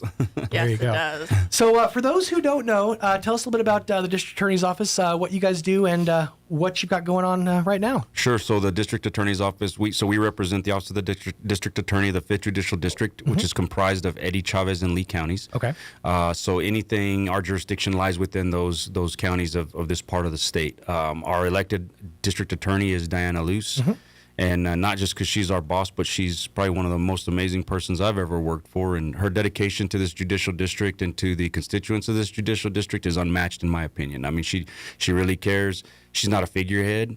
She's not an administrative district attorney. She is a trial attorney, and she's probably done more trials than any other attorney or assistant district attorney in our judicial district. I mean, it's a heavy load that they all carry. So I don't want to take anything away from what the other attorneys are doing. Sure. I just do that to put into perspective. We are fortunate enough in this judicial district to have an elected official who is actually in the trenches working with her people every day. And she leads by example. She doesn't just say, go do this. She shows people how to do it. And that's something that's required. You know, you have to be in the thick of it. It's one thing to be a figurehead, as you were saying, and to be up in the office, say, do this, do that.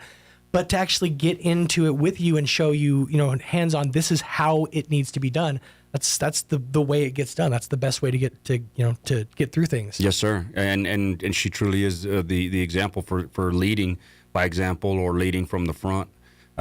She makes sure that not just the other attorneys, but all the employees of the 5th Judicial District have access to employee assistance programs, or are able to take necessary time off, or she affords time off to people in different situations for different things. That she goes above and beyond is what I'm trying to say. You know what I mean? She does things that she doesn't have to do or she's not required to do to make sure not only that the constituents are taken care of, but also that the people that work for the 5th Judicial District are taken care of as well. She knows the stress that comes with the job, so she makes sure that her employees are taken care of. She is very hands-on, very hands-on. And that's a lot of plates to keep spinning, because you're like you said, working with your attorneys and getting the caseload done, but you're also dealing with the administrative side of things, and you're dealing with the scheduling and making sure that spaces are filled when people need time off. That's a lot of plates to keep spinning. So and prepping for trial and being in the courtroom, and absolutely, she's arguing points to a judge and then going back to her desk and answering emails about the financial status of our agency. I mean, it's all in one. She does a good job of managing it. I mean, I can't even imagine. I have enough time managing myself in the investigations division, much less the entire judicial district. And she travels a lot over the state to make sure that things are taken care of. She's fixing to be in Santa Fe pretty quick, and when she can between trials and stuff, because we are very shorthanded at the DA's office. We are looking for new attorneys for our office to help take over some of the caseloads. Okay. But she covers, she fills in when we're needed, and she has us all working the puzzle pieces. When we're missing a piece, somebody fills in and the pieces get bigger, and we just kind of do what we can to make sure that everything is covered. Sure. So walk us through the process. Case gets dropped on your desk, and where do we go from there? Obviously, as lead investigator, it's your job then to take that and to break it down into the puzzle pieces and start kind of putting it back together again. So the investigating agency, be it the Roswell Police Department, Artesia Police Department, Eddy County Sheriff's Office, or Lee County, et cetera, any police agency in our judicial district brings a case forward to one of the ADAs, and it goes through them to see, especially your felony cases. I'm going on your higher level felony cases. Sure. They'll prepare that case and they'll present it to an attorney. An attorney will review it to make sure that everything is met in order to thinking forward through litigation and towards prosecution, making sure that it will be a viable case, because the attorneys are also bound by ethics that they can't bring a case to trial that is not able to be proven, or if they don't believe that enough exists for them to bring it to trial. So they'll prepare the case, and then if there are other things missing or anything like that, then they'll ask one of the investigators to assist or to work with the police agency in getting the rest of maybe follow-up type deals that the attorney might need. Right. Then it goes into where the case is filed, and then then you get pretrial interviews that have to be conducted that are requested by the defense side. So then we have evidence liaisons at that time that are working with the police agency to get all the discovery for the case. And then at the same time, we have PTI coordinators who are coordinating with the officers involved in the case to schedule pretrial interviews with them and the defense. And while that's going on, then we have victims advocates who are reaching out and maintaining contact with the victims before. And all of this is well before even going to trial. And the assistants, I'm going to jump in here because I was an assistant before I was a VA. The assistants, once they get the case and they file the documents, because everything goes through the assistants. Yes. The assistants keep the attorneys going. They keep them on track. So a lot of credit goes to our assistants that keep 100%. these cases going and our system updated and everything. So they file the documents and they make sure that everything, because we get lots of notices from the court. We have to file regular documents, and they keep up with all of that. So it's a cycle of the DA gets it from the agency, the prosecutors sign off on the documentations, the assistants file documentations, keep up with that, update the cases in our system. And then if there's a victim involved, then the victim advocates get involved. And then we have, like you said, we have pretrial interview coordinators, we have evidence liaisons. We have a whole multitude of personnel that help get these cases on track. And like I said, we are short-staffed. Every agency in New Mexico is short-staffed. Sure. So we all try to pick up pieces where we can to make sure that these cases get the attention they deserve. Right. And that's one of the things that you sort of run into in a lot of southeastern New Mexico in general is you're not just wearing a hat. You're wearing 16 hats because you got to do it with the administrative side of things. Like you said, you're, a victims advocate, but you're also dealing with, caseload side of things and helping with information that you might have, getting that to the assistants, and just so many different moving parts and machinations that you can't just say, well, I'm the guy that walks this file down to this office. There's a lot more. We have no room for that in our agency. No, it's teamwork. I mean, teamwork makes the dream work. And if there's no team, it falls apart. Yeah. So the team has to work together to make sure that we are the best we can be for our communities. Sure. So you said right now you're short-staffed, and obviously every office in New Mexico is short-staffed. How many more would you need to be in an ideal place? So I know Roswell usually has 8, and we have 5 right now. Okay. We would love... Eddy County's down probably 2 or 3 and attorneys. Lee County's down probably 5 too. Yeah. So we're down a lot of attorneys. So each of Chavez and Eddy are helping Lee when they're down, and then when we're down, Lee's helping and Eddy are helping. So we're all trying to help the other counties, but we're short-staffed. Sure. And we need attorneys. And it's one of those kind of things you can't just take, just any Joe Blow off the streets. You need somebody with worth their salt that's obviously gonna, carry the load and help out with this, insane caseload that you guys have. Well, and then not only that, but you also have to make sure that you get an attorney that is accustomed to or able to become a trial attorney, because the majority of the time our attorneys spend is in the courtroom. Right. And so you have attorneys that in their own right specialize in all kinds of different things, right? But for us, we'll get attorneys in, and then they'll realize how much time they have to spend in the courtroom or actually, being trial attorneys, and they realize it's just not for them, or they'd rather review documentation or contracts and stuff like that. So, the unfortunate thing is that in our part of the state, there really is no draw.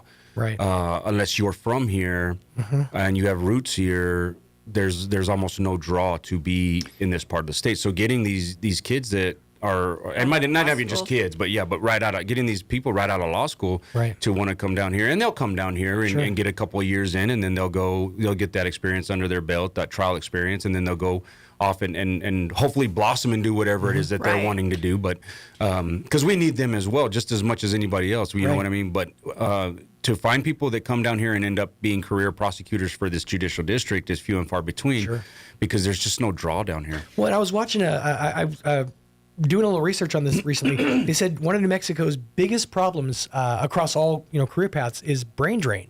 Is folks are coming here, getting the education, getting their degrees, and then who wants to stay here? What opportunity is there here? So it gets taken elsewhere. Right. Well, and not only that, in our area in southeast New Mexico, the bigger cities have smaller caseloads because they have more attorneys. Our attorneys carry at least, I want to say, over 150 to 200 plus cases, and that's a lot. And so when you come in here, you can be here and work like crazy. You learn a lot, and you get the education and the trial experience, like Justin said, but you can go up north and you have maybe 50 cases. Right. I mean, what do you want to do? Yeah. So obviously the appeal is the less, but I think the idea, and like you said, the career attorneys is what we're looking for, but the idea of coming down here, starting a springboard, at least starting here is a good spot, because you're going to get not only, into a heavy caseload, but a very heavy caseload. I was thinking about it. It's like the process that you just walked me through. with more steps than it takes to make a good risotto was one case. And we're talking about 150, 200 cases, per attorney in some situations. That is, I mean, insurmountable. Right. And far be it from me to thank you for picking up that on the assistants, because they truly are the vein of our, not the bane, the vein of our agency. You know what I mean? They really do carry the blood to every part of the body to make sure that everything is working. And I as well rely heavily on them. I'm on the road a lot also, and so if I need something, there's secretaries in each office that I'll pick up the phone and call, and it is not in their job duty or description to take care of me in any form or fashion. No. But I will call them and tell them what I need, and they will call me back within minutes with the answer or the solution to whatever it is that I'm looking for also. I mean, because their hands are literally on everything that happens with every case. They I can't speak enough about how much they really do for our office. This job, you don't get in this job to make money. This is not the career to get into make millions. This job is because you care about your community and you want to make it better. So I would say everybody in our office gives probably 150% because they want their kids to have a better life. Right. And they want to make sure that our communities are safe. So the heart and soul of our office is amazing. Everybody's hardworking. Everybody cares.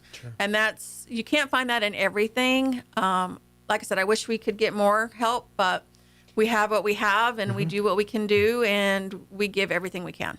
And that's an amazing thing that you have those people that are stepping up and taking on that mantle. And yeah, like you said, it's not for it's for the love of the game, so to speak, but it's because you want to see your community be a better place. And in the positions that you're in, and yeah, they're probably a lot more fewer and farther between than you'd prefer, but you actually get to see that real world.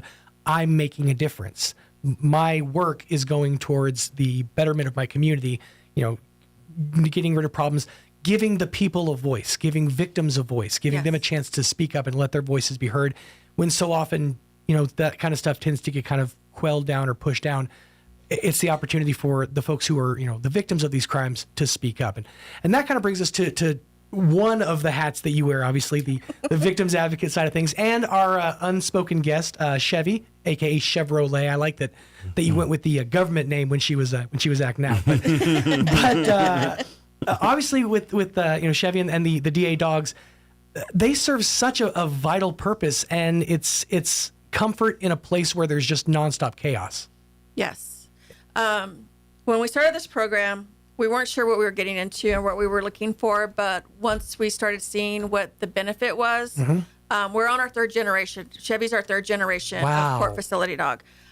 So we've started this in 2014, and here we are in 2026. I almost said 2026, and we're on third generation. And I can't imagine doing my job, working with victims, without him or a dog. Thank you for clarifying the sex, by the way. Yeah, no, sorry. I didn't want to misgender your dog. No, you're good. And I mean, we have 5 currently. We have Duke in Eddy County, Tina in Lee County. We have Chevy here with me now. We have Beaumont, and we have Kiki in Chavez County.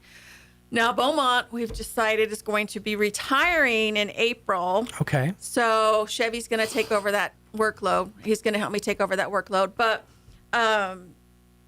the smiles that we get as they're greeted at our office, we would not get otherwise walking into our buildings, because our buildings are not the most popular fun places. It's a little dressed down, There's a lot of white walls and harsh carpeting, but the dog brings a little comfort and levity to the situation. Yeah, it brings humanity to our office, where when people walk in, they're like, oh, the dog likes this person. Yeah. This person can't be too bad. And then it's not just Jim and accounting with the drool problem, Right, yeah. Exactly. So what's the training process like for the DA dogs? Like, what's that? How long is that process, and what do they go through? So we get the dogs around 2 years old. They start training, and so we use dogs from Assistance Dogs of the West in Santa Fe. Okay. They're New Mexico. We know how we can reach out and talk to them.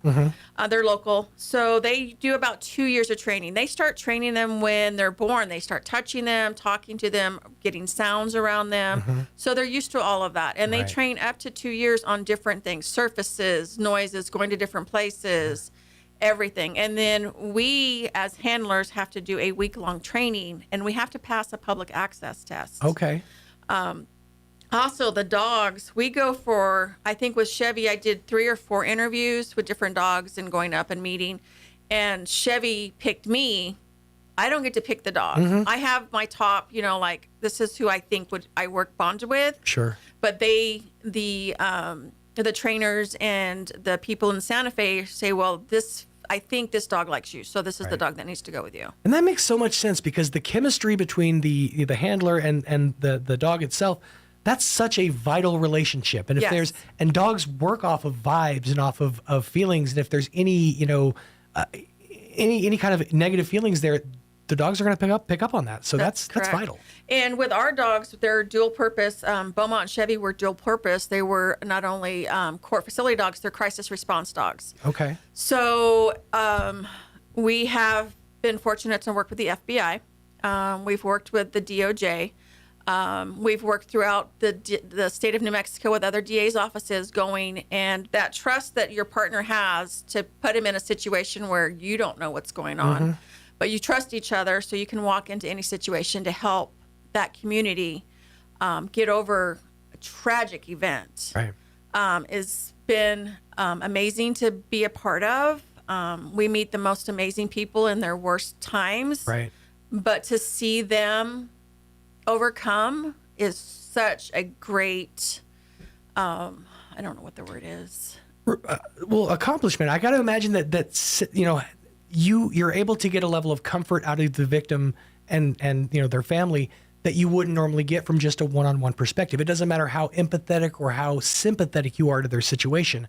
Having an animal there that is built on that sympathy and that empathy, that's going to get them to be more earnest with you, more open with you, and I think give you a more broad picture of what you need, the next steps you need to be taking, or the next steps you need to have the investigators be taking. And that's an amazing thing. Yeah, the dogs don't make it so black and white. Right. They make it more broken down and relatable, and you build that connection. You build it through the dogs, which has been amazing. And, we've done that with our victims throughout New Mexico. We're doing peer support with law enforcement now on critical incidences. We're helping law enforcement if they have something. So we're broadening what the dogs can do, but the main focus is it's all about helping people in crisis. Right.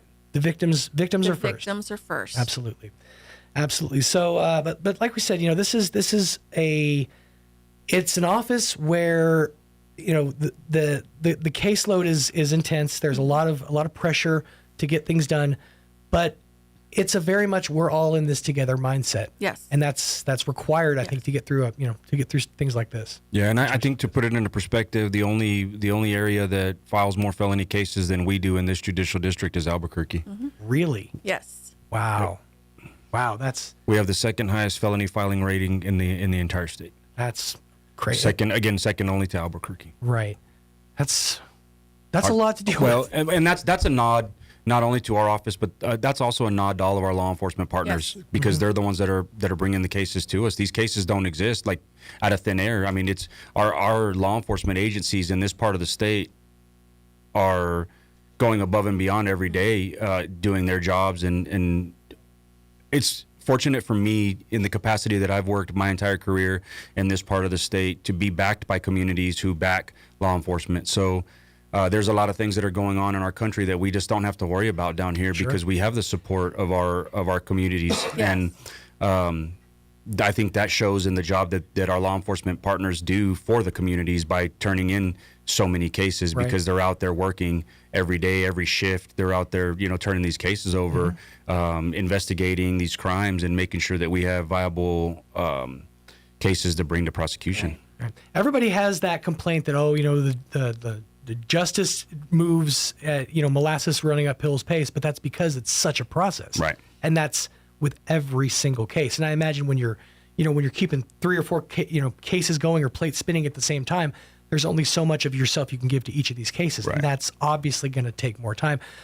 But it's something that you touched on there, that southeastern New Mexico specifically, and the relationship and the connection that we have with our law enforcement. it is something that's special. You don't see that hardly anywhere else. I had the thought the other day, just kind of randomly walking. I'm like, you turn the news on and you see a world in chaos and you see all this happening. And then I'm walking down my street and there's a kid riding down the street on his bike. And there's people just hanging out and talking in the streets. And it's a different environment here. I've mentioned that time moves slower in southeastern New Mexico. And in a lot of ways, that's a good thing because it's kept us more at this level, where we can trust the people who are, enforcing the laws and keeping us safe. Right. Yeah. And it's important to keep cultivating those relationships with the community. That's why we appreciate you guys in this platform and the opportunity to do this once a month, because anytime that we have the opportunity to provide transparency to the community, we're going to take it every time. I mean, we're so very fortunate to be able to have a platform where we can jump on here and sometimes have, specific things that we want to talk about and we want to address, but then at other times we can come in and just have a roundtable session where we shoot the breeze, because we want to make sure that everyone understands that we are approachable, we are reachable, and we are here for the community. That's the entire reason why us and I would be hard pressed to not speak on behalf of all my other brothers and sisters that support the communities, through our law enforcement ventures. We really want to have those positive relationships with the community, and we want to make sure that the community understands, if you have an issue, if you have a problem, reach out to your law enforcement agency in your respective area. If you have cases that you have questions about or anything that you have questions about, if you want to talk to Gina and donate money to the dog program, wink, wink, nudge, nudge, reach out to Gina. She'd be more than happy to talk with you. You know what I mean? I mean, we are approachable and, we are reachable. We're not behind some locked doors that people don't have access to. So it's easy to when you work in an office behind a scanner and a security guard and there's a certain couple of steps you have to get to just to get to you. There's a certain separation that tends to be felt. But I agree. Being a part of the community, being out in the community, and programs like with the DA dogs and going into the community and showing what you do and actually explaining it to people, because. Right. I'm just an idiot DJ. I don't know from what a district attorney does versus what a regular attorney does, versus what public, attorneys do. I those things I don't understand. But to put it into real understandable language, it brings it down to the level where people can trust law enforcement. They can trust the process, and it helps the whole thing, in general. Yeah, and I'm not going to say that anybody's in our part of the country is never going to have a bad experience with law enforcement, and that's very unfortunate. But I can short of guarantee the farm that the majority of law enforcement officers in southeastern New Mexico do not have a bad agenda. They genuinely want to help, and it's unfortunate that few and far between you are going to have a bad experience, or you know what I mean. Somebody's going to tarnish the badge. Unfortunately, it's just nature with every position. I think it's looked upon more because of the duties and responsibilities that lie therein with being a law enforcement officer. It's more publicized and stuff like that because of the trust that they're supposed to keep with the public. But you're really going to be hard pressed to find somebody that just has malintent, a law enforcement officer in this part of the country that just has malintent. So if you do experience a contact with the law enforcement officer, just try to make it as positive as you can, because neither one of them, the officer or the person with having contacted by the officer, neither one of them know what each other is going through that day or could have been going through that day. You know, just be kind to one another. It takes zero effort to be kind to one another. And I mean, just all of that to say, you're going to be hard pressed to find an officer in this part of the country that just has malintent towards someone. And that's absolutely an important situation. Is I've been in situations where I get pulled over and instantly, the shake starts. Oh, yeah. And the officer's sitting there going, why are you shaking? Why are you nervous? Honestly, it's just because any situation where an authority figure, I'm going to get nervous. But then they don't know why you're nervous, and so it escalates the situation. And so being in a situation where you can, where the officer presents himself first, says, him or herself first, says, let's just go get through this process, and we'll get you about your way.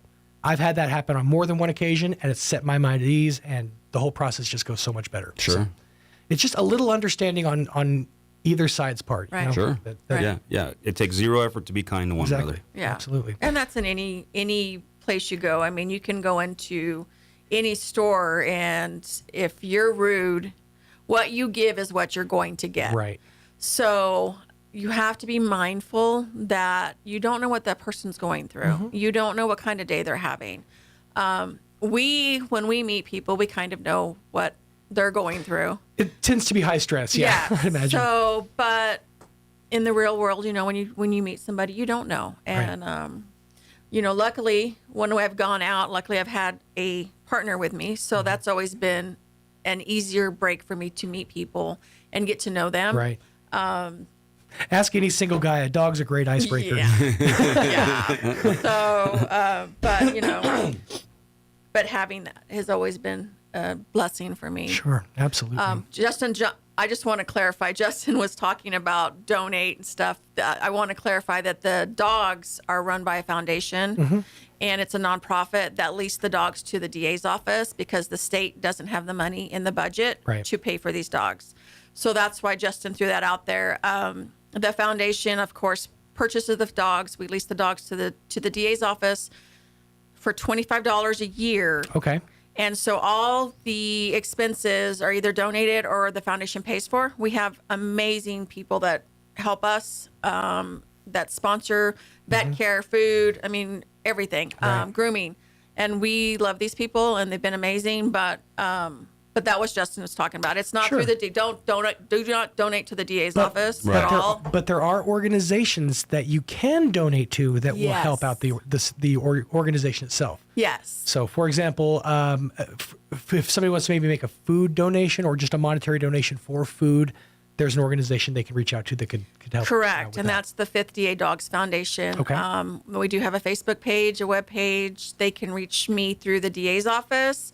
They can email me through the, there's a Facebook link with the email on it as well. But all of that, like I said, goes back to our community. The foundation also pays for drinks and snacks for victims when they come to our office because that is not supplied.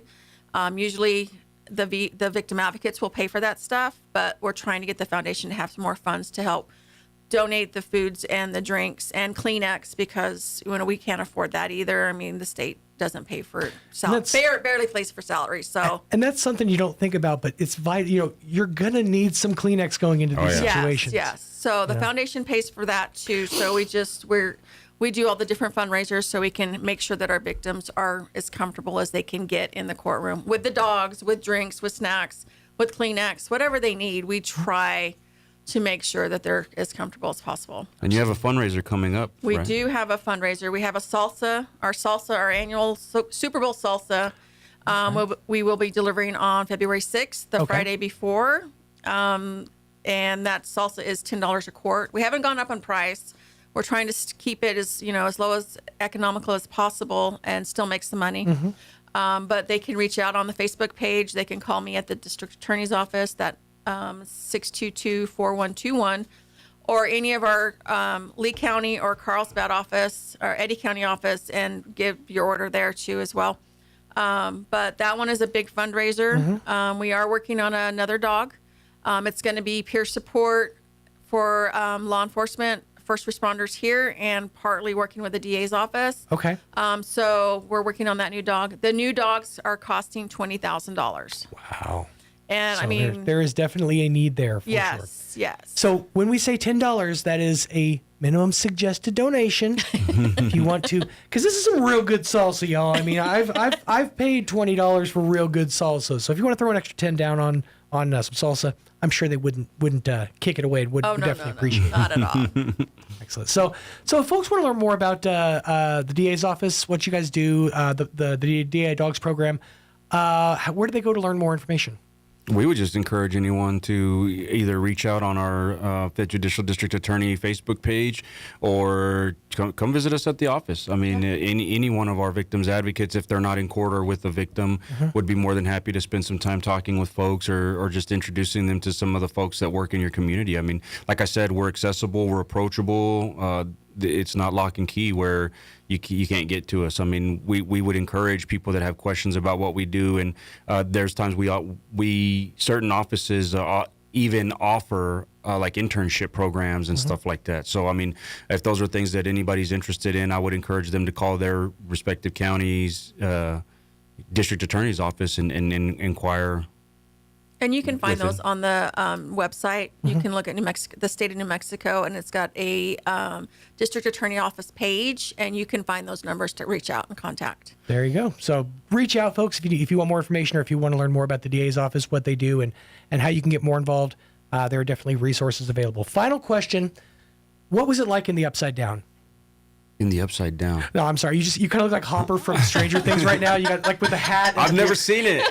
Well, first of all, you got to go back and watch it. Secondly, right about season 4, you're going to see the look. You're going to be like, oh my God, he was right. The whole time I've been like trying to think, okay, do I ask him about 11? Do I ask him about the Upside Down? I wouldn't have known either. What it's like to encounter a Demogorgon. I wasn't totally sure. Is he a good guy or a bad guy? He's a totally good guy. Okay. Oh, yeah. That's good. Oh, yeah. I wouldn't throw you to the wolves like that. Okay. He's a, what do they say? He's a badass with a heart of gold. Okay, there you go. There you go. Well, Justin, thank you guys so much. Appreciate you. Gina, thank you so much for your time. And obviously, Chevy, sorry I bumped your booty. That's okay. Thank you guys for your time, and we'll see you here next time. Thank you so much. Appreciate it. Absolutely. Thank you. With SRN News, I'm Rich Thomason in Washington. President Trump's Board of Peace is now a reality. He has signed its charter along with other members of that board. The president, who chairs the panel, says the immediate goal is the implementation of the next phase of the Gaza peace agreement. President Trump says efforts to resolve the Russia-Ukraine conflict must and are coming together, albeit slowly. Before departing the World Economic Forum in Switzerland, the president met with Ukrainian President Volodymyr Zelensky. A Texas jury has acquitted former Uvalde Schools police officer Adrian Gonzalez of all charges stemming from the delayed law enforcement response to the deadly Robb Elementary School mass shooting. And on Wall Street this morning, stocks have been trading higher so far. The Dow Jones Industrial Average, NASDAQ, and the S&P 500 index are all solidly in positive territory. This is SRN News. It's time for the Chaves County Sports Report. Inclement weather coming ahead has kind of messed around with the schedule a little bit, boys and girls basketball. But we already had a lot of games scheduled for tonight, and that includes the NMMI guys at 11-4 hosting Portales 7-10 on the season. That starts at 6:30. Goddard will be playing at Carlsbad tonight. Goddard 8-9 on the season. Carlsbad 12-6. That starts at 7. And Gateway Christians guys, part of a girls-boys doubleheader, will be playing at 7 tonight against Floyd. Both teams are 6-9. On the girls' side, it'll be the Dexter girls sitting at 12-5 overall, playing host to a 2-10 Loving team. That starts at 6:30. And then you've got the Gateway Christian girls at 6-7 hosting Floyd, which is 4-11 overall. That starts at 5:30. The Sports Report brought to you by DSI. Call DSI for all your office technology needs. I'm Eric Butler at Roswell's Talk FM 106.5. I'm meteorologist Steve Hamilton with your Pecos Valley weather. We have a winter storm watch in effect tomorrow morning through late Saturday night for the potential for heavy snowfall between 5 and 10 inches. Cloudy today and about 60. Overnight clouds and low 30s. We'll be getting some rain mixing with snow on Friday. Afternoon high in the low 40s. Snow likely on Friday night. Snow and mid-20s on Saturday. I'm meteorologist Steve Hamilton, and that's your latest forecast. We have new dining furniture that will make you a hosting hero. This is Melanie from Glenn's Furniture. Take a break from overpriced stores. Our top-notch tables come in dining and counter heights and feature 6 to 10 chairs with styles that are sure to impress your guests. Pair your table with luxurious buffets and servers to enhance the classic dining experience. All our tables are ready for immediate delivery, so buy from Glenn's today and dine on it tonight. Come see us on the corner of Union and Alameda, where delivery is free since 1953. Set, hurry on down to Tate Branch Roswell, where we finish first. Experience the Tate Branch difference here at Tate Branch Roswell, where business is done the Tate Branch way with honesty and integrity to deliver an exceptional customer experience. We have a huge selection of pre-owned cars, trucks, and SUVs that are priced to move and are backed with a lifetime powertrain warranty. It's all backed by friendly hometown customer service that puts you first every time. So don't wait. Head on down to Tate Branch Roswell right here at 2000 West 2nd Street and drive home happy today. today. Tate Branch Roswell. Come experience the world-class experience you have been waiting for. Get a built-in look with a Whirlpool flush mount dishwasher that installs flush with the surrounding cabinets at Bush Appliance in Roswell. A third rack provides space for silverware and hard-to-fit utensils. Plus, this dishwasher meets ADA standards for acceptable design. Shop Whirlpool dishwashers today at Bush Appliance in Roswell. Who you gonna call? Bush Appliance. Stop by 111 West Country Club Road in Roswell or call 575-622-6390. Here's a Mornings with Mike Winters fun fact. Did you know you share your birthday with at least 9 million other people in the world? Your birthday isn't feeling so special now, is it? Here's Mike Winters. And it's 9 o'clock. You're listening to 106.5 Roswell's Talk FM, KEND, Roswell, New Mexico. Breaking news this hour from Town Hall. I'm Rich Thomason. Attorney General Bondi says a woman who led an anti-ICE demonstration disrupting a Minnesota church service last Sunday has been arrested. The arrest of Nikema Levy-Armstrong was announced on X, where Bondi wrote, "Listen loud and clear. We do not tolerate attacks on places of worship." President Trump has launched his Board of Peace, which will focus initially on the Gaza ceasefire. The president inaugurated the new group before leaving the World Economic Forum in Davos. Once this board is completely formed, we can do pretty much whatever we want to do, and we'll do it in conjunction with the United Nations. Many of America's traditional allies are refusing to join the Board of Peace. A main complaint is the track record of countries who have signed up, including Saudi Arabia, Hungary, and Pakistan. There's also concern about the invitation to Russia's Vladimir Putin to join the board. Greg Clugston, Washington. And the president says efforts to end the Russia-Ukraine conflict are slowly coming together. Powerful winter storm is fixing to spread snow, ice, and frigid temperatures from Texas to the northeast over the next several days. It highlights the hazards of such storms. These dangers can include carbon monoxide poisoning, hypothermia, and frozen pipes that can burst and make homes unlivable. Public safety officials and experts say there are multiple ways people can prepare themselves to avoid these hazards and keep themselves safe. The Midwest, the East Coast, as well as much of the southern U.S., including Texas, Georgia, and the Carolinas, are set to experience a winter storm this weekend. That is putting a spotlight on potential dangers. Keith Peters, Washington. The Fed's preferred gauge of inflation remains stuck just below 3%. Consumer prices rose 2.8% in November from a year earlier.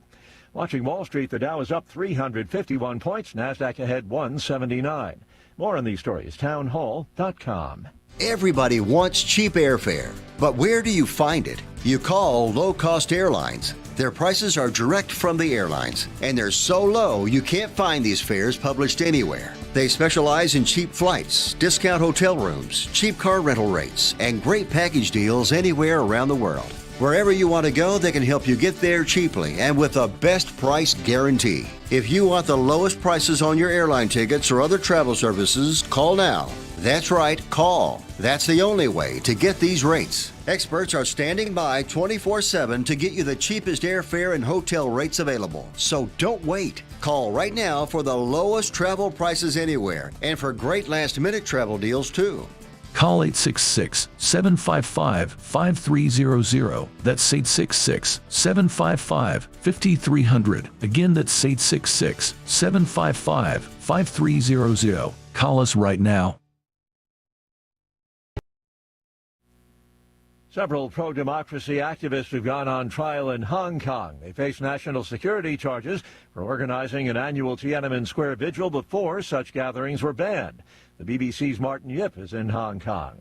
The trial began this morning with Albert Ho, one of the three activists from the Hong Kong Alliance, put on trial, pleading guilty to this charge of incitement of subversion, which carries a maximum jail term of 10 years. The other two pleaded not guilty. And the prosecutors have been spending the whole morning reading out the admitted facts against Albert Ho, which accused him, by participating in the activities of the Hong Kong Alliance, incited hatred among Hong Kong people against the Chinese state. It's been a deadly shooting in a town in the Australian state of New South Wales. 3 people killed, a 4th wounded, the gunman still at large. News and analysis, townhall.com. Iconic Coney Island hot dog purveyor Nathan's Famous under new ownership. Nathan's Famous, which opened as a 5-cent hot dog stand in Coney Island more than a century ago, has been sold to packaged meat giant Smithfield Foods in a $450 million all-cash deal. Like almost every food company, Nathan's has been under significant inflationary pressure brought on by massive government spending during the Biden administration. Nathan's has had to swallow a 20% increase in the average cost per pound of hot dogs. Bob Agnew reporting. A Council on Criminal Justice report shows a 21% decrease in the homicide rate from 2024 to 25, based on data collected from 35 U.S. cities. It's about 922 fewer homicides last year, amid decreases in 31 of the cities that were studied. Analysts caution it's too early to understand why the declines have been taking place. More on these stories, townhall.com.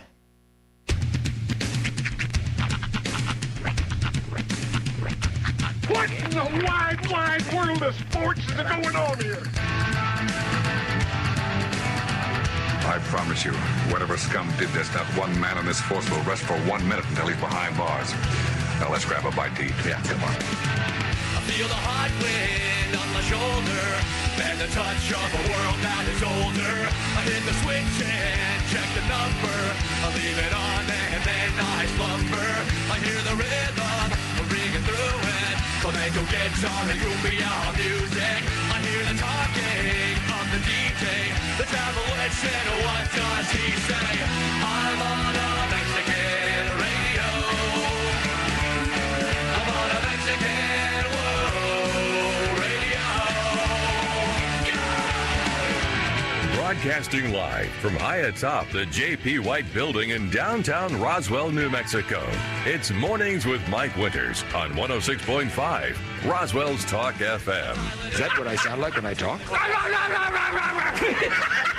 Now, here's your host, Mike Winters. And good morning. It is 6 minutes after 9 o'clock. Welcome to hour number 3 of Mornings with Mike Winters right here on 106.5 Roswell's Talk FM. Happy warm day before the storm day. Yeah, although it doesn't look like it. I mean, I know it's supposed to be warmer today. It's only 34 right now. Right. It's looking pretty dreary out there. But allegedly, it's supposed to be partly cloudy and 61 today. So we shall see. Allegedly. We shall see. But and then after today, it's all going north. I guess not really say south. It's going north. The weather's going to be turning cold, rainy, snowy. Yep. How much rainy, snowy? I don't know. Depends on who you ask. It's more the order that I'm worried about. Yeah. You know, I've heard predictions all over the board that it's going to rain all day tomorrow, and all that'll freeze over, and then the snow will ice pack it, and that'll freeze. And it's just going to be a whole big mess. All the RISD sports for the weekend has been canceled for because of the weather here. Yep. So I know I think there's some games being played tonight. I don't think Roswell's playing, but I know Artesia is hosting Hobbs for a doubleheader tonight. I think Carlsbad's going to be in action, and I know the Hobbs Artesia, that was supposed to be a Friday night matchup, but they pushed it up a day because of the weather.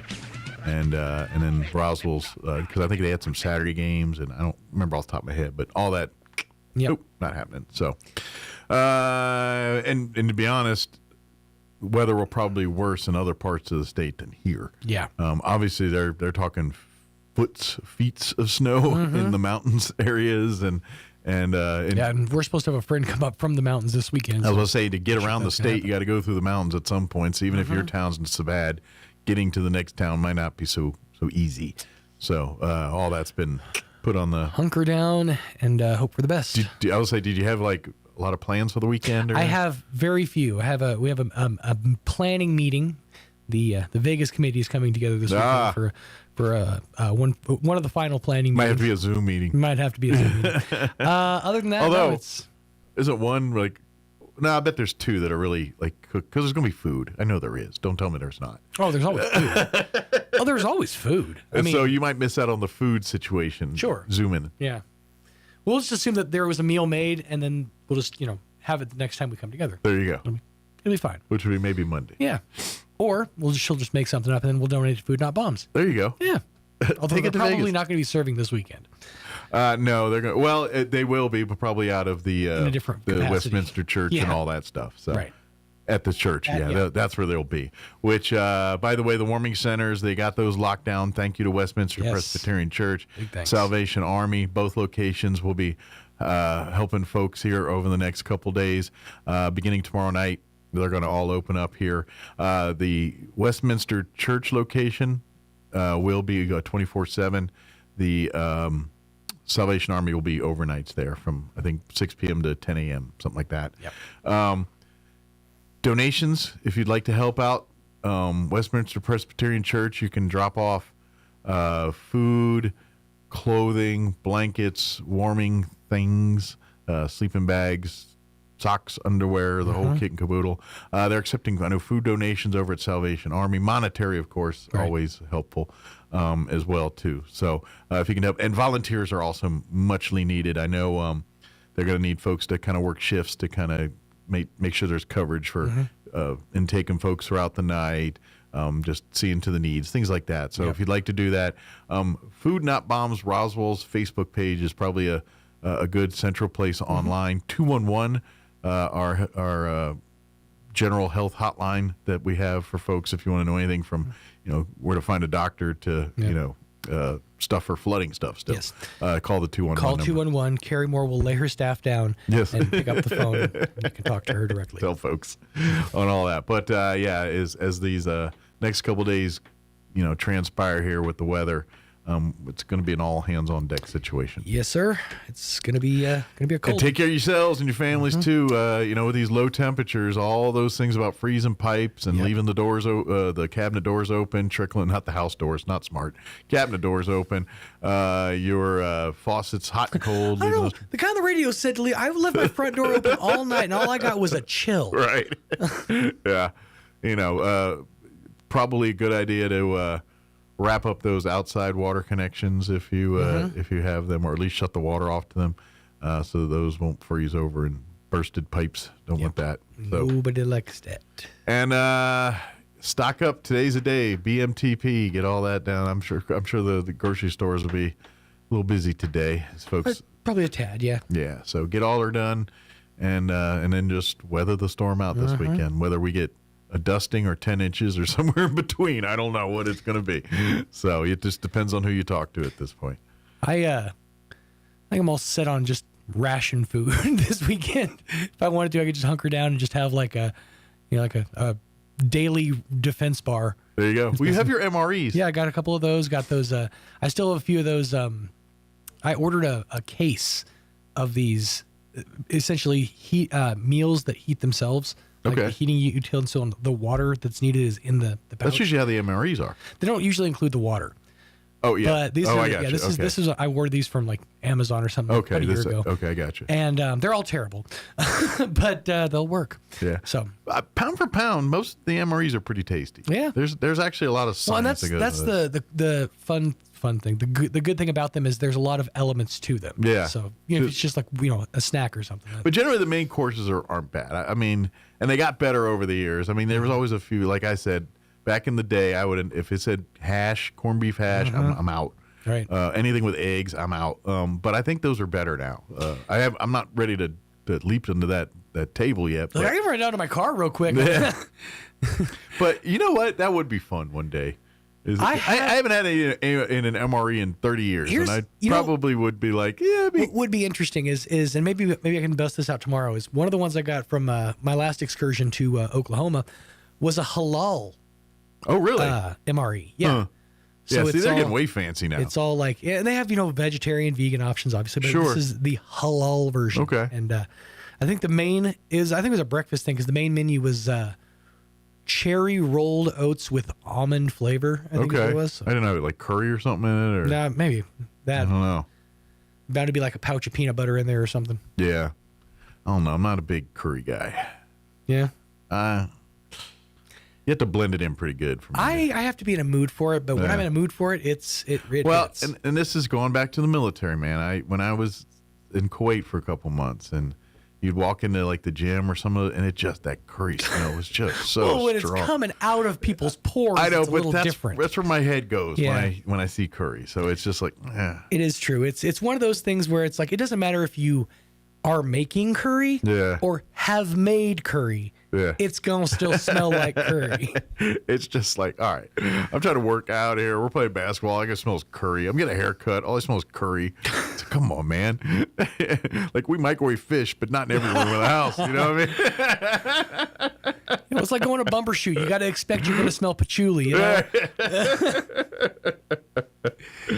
And you don't want to eat too much because you don't want to have to go to the bathroom if you ain't have to. Right. At least not number 2. Yeah, that was fun. I'll never forget that first time going to because the gym actually we had there was pretty nice. We played basketball and stuff, but and you could shower there, but that's about it. I would not because they have their toilets there, which they're nothing like our toilets. Right. They're not toilets. They're basically a place for your feet and a hole in the ground and let her rip. And there is no cleanup apparatus anywhere nearby. Well, that's why everyone eats with their right hands. And why it was very ill-advised that the President of the United States reached over and grabbed the left hand of the soldier. I'm bumping elbows. Give Tom an elbow, hey. COVID's still going on. Let me use my strong hand. Yeah, I made it a point. All of my ablutions were done back at base camp in the trailer there. That's fair. So, but here's the weird thing too is like even like you could shave and stuff, but you don't want to brush your teeth. We actually the way we brushed teeth was literally with a big bottle of water, and we didn't. You didn't use the sink water and stuff. I mean, you can shower with it, but you don't drink it. Well, sure. It'll get you, at least not us, not. Yeah. You know, it's like even a couple of dribbles down the throat can. Yeah. It's like when you go to Mexico, Mexicans can drink water, but you can't because your body's not built for the bacteria in there. Same thing over there. What do they say? You can drink the water, but don't eat the ice. Yeah. Well, and that's just it. It happens all the time in Mexico. Sure. It's like, bound to. And they're like, oh, I'm drinking my bottle of water. Babe, how many margaritas have you had, dude? It's like bottle everything, beer, drink liquor straight, anything that's got ice, anything in water, it's going to do a thing. Yeah. So, matter of fact, beer historically was utilized in places where water was a scarcity because beer is safe to drink in places where water is not. Yeah. Is it just because of the brew process it gets rid of all the bad bacteria? Yeah. Don't have a big old iced tea while you're there. You're seven Dos Equis deep. What is wrong with you? Stay hydrated, okay? That's right. And you know what? Your mother. I'll lighten up. Give me a Tecate like. Michelob Ultra. And and here's the thing with me when I go there, and I know people are gonna give me you're crazy. I'm not a fan of the cane sugar sodas. Really? Not a fan. It's too sweet for me. Like when I get a Mexican now, in Coke. Fairness, you I do. I drink on zeros. So but I drink. That's I drink understandable. a Mexican Coke. I'm like, it's just too sweet. I feel like your opinion would be different if you were normalized to the high fructose corn syrup soda. Yeah. Because that'd also be a big fat I will tell slob, you, yes, that's fair. I will tell you one of my there's a place just outside of town that we go to for lunch sometimes. And one of my favorite things is they serve the Mexican Cokes there. They sell them there. And it's like my favorite part of the meal. Yeah, it's just something about it. I know I'm saying blasphemy. It's the same thing I catch all the time when I say Cinnabon's kind of gross. People look at me any cinnamon bun place. I'm like, not. I smell that. Now, I get sick inside. That's understandable if you've had a bad experience with a place or it just if I could not be Better Call Saul. There's no way I can work at Cinnabon. No, you would collapse, but not because of stress, mostly just because of the smell.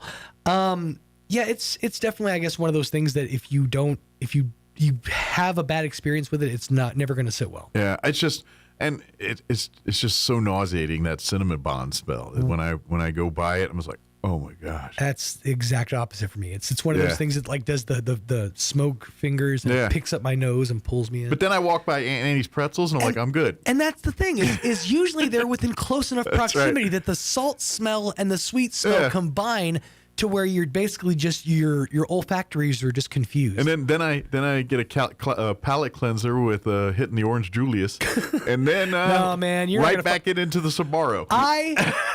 I defy you to find me an Orange Julius. Now, only time you see them now, they're attached to a Dairy Queen. A Dairy Queen, yeah. And even they phased it out. Now, back in my days of malling, when I was, there was an Orange Julius in there.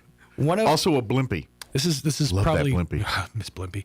This is probably a free advertising or ad for the place, but I got lunch the other day from the Beijing Thai food place down south. Oh, okay.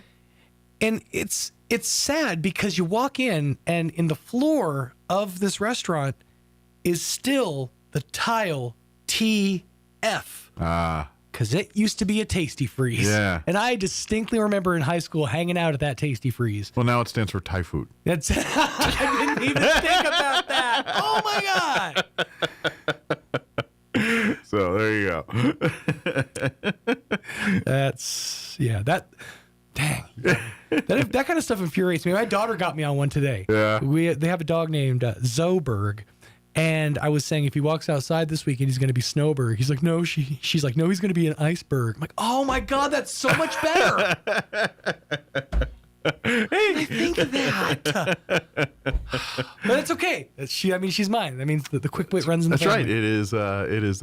You get credit for all hers by default. By default, right? Yeah, it's kind of in the tree. So there it is. Crystal Noble is here with us for the Humane Society, so we will talk dogs and cats here in just a few minutes. Hopefully, I'm sure we're talking winterizing your homes and pets and the Humane Society here. So over the next couple of days, we'll get an update from Crystal. Winterize your pet. Make sure to give him a fresh coat of asbestos all over. I was thinking a sweater, but all right. Potato, all right? All right, it is 21 minutes after 9 o'clock. Let's do this. Let's go from weather, and then we'll take a quick break, and then we'll chit-chat with Crystal on the other side. Don't go away. You're listening to Mornings with Mike Winters. I'm meteorologist Steve Hamilton with your Pecos Valley weather. We have a winter storm watch in effect tomorrow morning through late Saturday night for the potential for heavy snowfall between 5 and 10 inches. Cloudy today and about 60. Overnight clouds and low 30s. We'll be getting some rain mixing with snow on Friday. Afternoon high in the low 40s. Snow likely on Friday night. Snow and mid-20s on Saturday. I'm meteorologist Steve Hamilton, and that's your latest forecast. Attention, attention. They've done it again. For 3 years in a row, Roswell Hyundai is the #1 used car supercenter in New Mexico. Whether you're in the market for a large truck, a super high-end luxury vehicle, or an affordable car for first-time buyers, the Roswell Hyundai Used Car Supercenter has one that fits your needs and your budget. So if you're looking for the best deal on your next vehicle, head for the #1 used car supercenter in southeastern New Mexico 3 years straight. Roswell Hyundai, 1909 West 2nd. Hi, can I help you? I'm here to make hot your home. You're not Fergie's. I have right tools for job. Well, you may have the proper tools, but do you know how to use them? I learn on Croatian YouTube. Oh no, baby. Just because they have the equipment don't mean they can get the job done. Let Fergie's work their mojo on your heating and AC unit. 622-2660. Fergalicious. When you need tough, reliable equipment that gets the job done right, turn to your local Kubota experts. Amigo Machinery in Roswell is proud to be your hometown Kubota dealer, offering a full line of tractors, mowers, and construction equipment, plus genuine parts and expert service and advice. Locally owned and operated and here for you. Stop by Amigo Machinery at 2801 Southeast Main Street in Roswell or call us at 575-624-2026. Amigo Machinery, your trusted local Kubota dealer for all of Southeast New Mexico. Artesia General Hospital presents your fall and winter health checklist. Fall and winter are beautiful seasons, but they're also cold and flu season. So here are a few quick tips to help keep you healthy. Tip number 1, hand hygiene. It's your first line of defense. Wash for 20 seconds with warm water and soap. Tip 2, holiday food strategy. Fill half your dish with fruits and veggies first. Pick lean meats and save room for just one dessert you'll really enjoy. Tip 3, protect your skin. Heaters dry the air, so moisturize daily and drink plenty of water. Healthy choices now mean more energy and a happier winter. These healthy living reminders are brought to you by Artesia General Hospital, ready to help take care of you and your family. If you're missing a tooth or several teeth, a dental implant may be the ultimate solution. Implants look and feel so much like real teeth that you probably forget you have an implant. Maupin and Brown Dentistry is one of New Mexico's most experienced implant providers, with literally thousands of implant patients who are absolutely delighted with the results. Call Maupin and Brown today for an evaluation. You'll be surprised how affordable implants can be. Maupin and Brown, your choice for experienced, state-of-the-art dentistry. Hey Roswell, New Year's resolutions are tough. Eat better, exercise more, remember where you parked. So how about one you'll actually keep? Drive something you'll love from Roswell Ford. Roswell Ford makes trading up to a new Ford fast, fun, and easy. Right now during the loan and lease termination event at Roswell Ford, we'll do whatever it takes to get you released from your loan or lease, even if you owe thousands more than your car, truck, or SUV is worth. So you can get massive savings on a great selection of new Fords and quality pre-owned vehicles. Buy now with zero down and make no payments until Easter. Worried about your credit? Don't sweat it. Roswell Ford has partnered with more aggressive lenders that will push to approve your credit with great rates and terms, even if your credit is less than perfect. Lower prices, exceptional trade-in values, and a better buying experience. All roads lead to huge American-made savings. Get on board at Roswell Ford, 821 North Main Street in beautiful Roswell. Call 575-623-3673 or online at roswellford.com. Interest accrues from date of sale, subject to lender approval. Offers not combined on select vehicles. Here's a Mornings with Mike Winters fun fact. There are 293 ways to make change for $1. Try all 293 on the guy who keeps borrowing money from you. Here's Mike Winters. And good morning. It is 25 minutes after 9 o'clock. And joining us in studio this morning, Crystal Noble back with us from the Roswell Humane Society. Good morning. Good morning. How are you today? Rolling. Yeah. Well, it's like today's the day to get everything done, you know. It is, and apparently, to do things that you don't remember you had to do. Yeah. That's why I got a phone. Yeah. It was a little late on the uptake, but Yeah. Smartphone's supposed to keep me on track. Yeah. Mine would work if I used it in that capacity, but me and tech are just not. Especially when it comes to organizing my life, it doesn't. That's why I got a big paper calendar over here. And, my organization is chaos. Yeah. Yeah, that's right. I remember things, but problem is I was good at it for a long time. Now I'm getting older. I'm like, I'm getting added more to my plate and less time to do it in. So that's part of the problem too. So, But anyway, Humane Society, more than likely with the weather here, probably we're not going to be open to the public during the weekend here because of the weather. They're going to be focusing on, taking care of animal needs and making sure they're. And we don't want anybody out, when they don't have to be. We would appreciate you coming in and saving a bunch of money at the thrift store and taking these lovely pets home, but safety first on this one. Yes. So. Because we don't want, anybody to get into an accident coming down. We don't want our staff getting in accidents. accidents. Your volunteers and staff don't need to be out in this either. Right. So. Now, because the weather is supposed to be so cold this weekend, and it's supposed to be raining tomorrow. It's supposed to start with rain tomorrow. Yeah.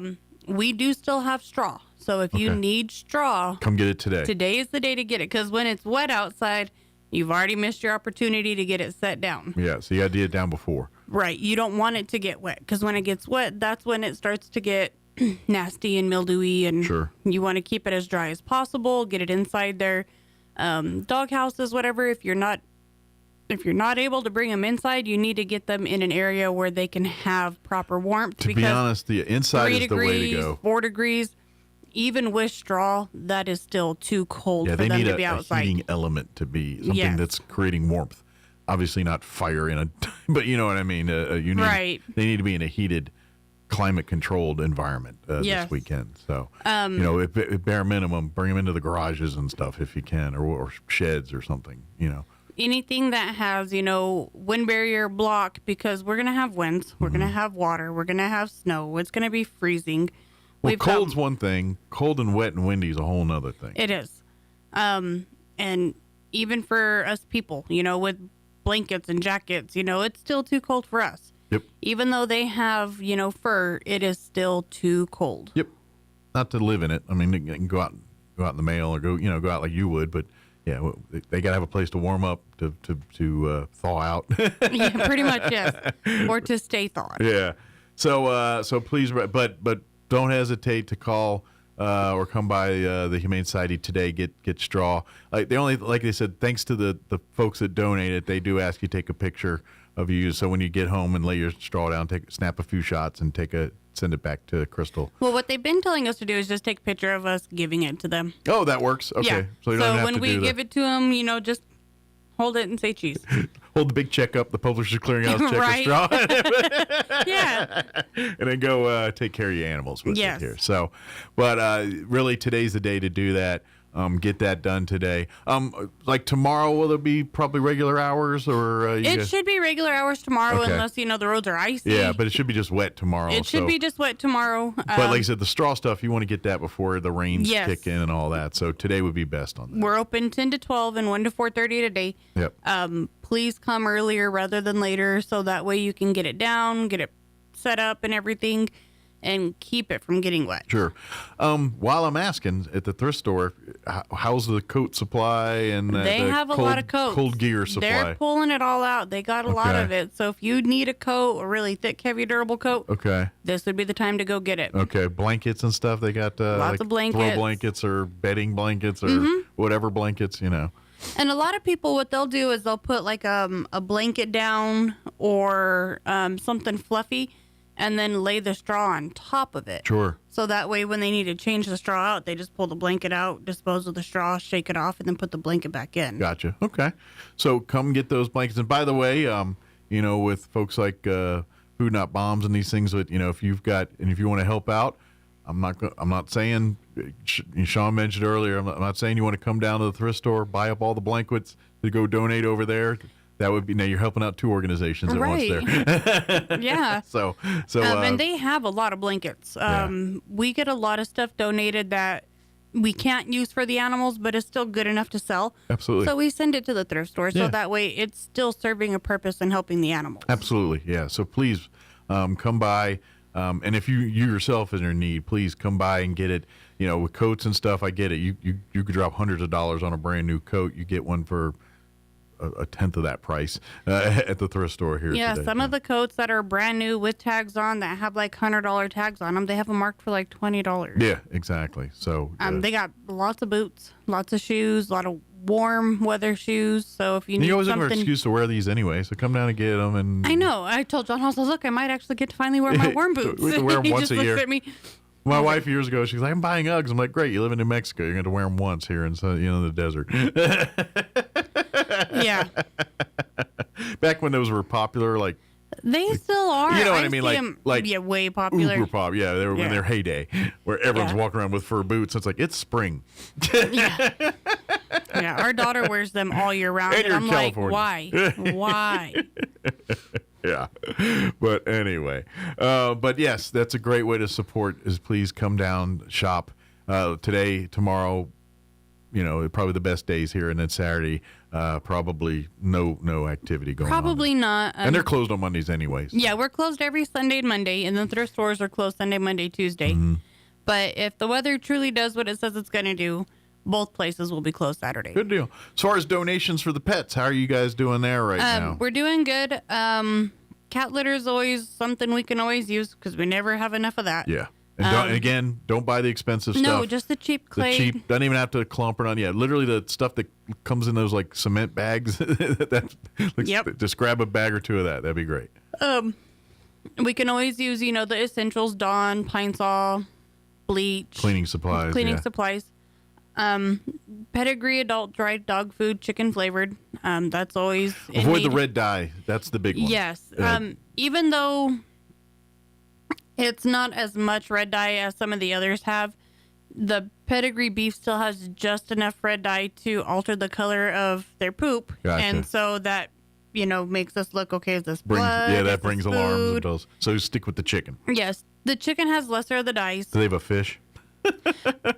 They actually have a salmon one that they just started. That's more of a cat flavors. It but is. I was like, is this dog food? But Is this occasionally salmon? they'll throw a dogfish one in there. Yeah. But typically with dogs, like we see bison, we see beef, we see chicken, we Red see meat. turkey. Old turkey, yeah. Occasionally we'll see like salmon, but the majority of it is just like beef, chicken, Sure. lamb. Those are the most populars for dogs. Yeah. So, but anyway, the red dye is the big thing so stick with the chicken. But pedigree, that's one of the more economical red dye free It is, dog and foods it's out there. more. It's not like your top of the line food, but it's not also the bottom of the line. Yeah, food. you're not getting into the Blue Thunders or blue or whatever all those expensive ones are now. Blue Buffalo. Yeah, there's like 4 blue ones in there. There are. I think there's just one called Blue. There's so many different variations of animal food. Yeah.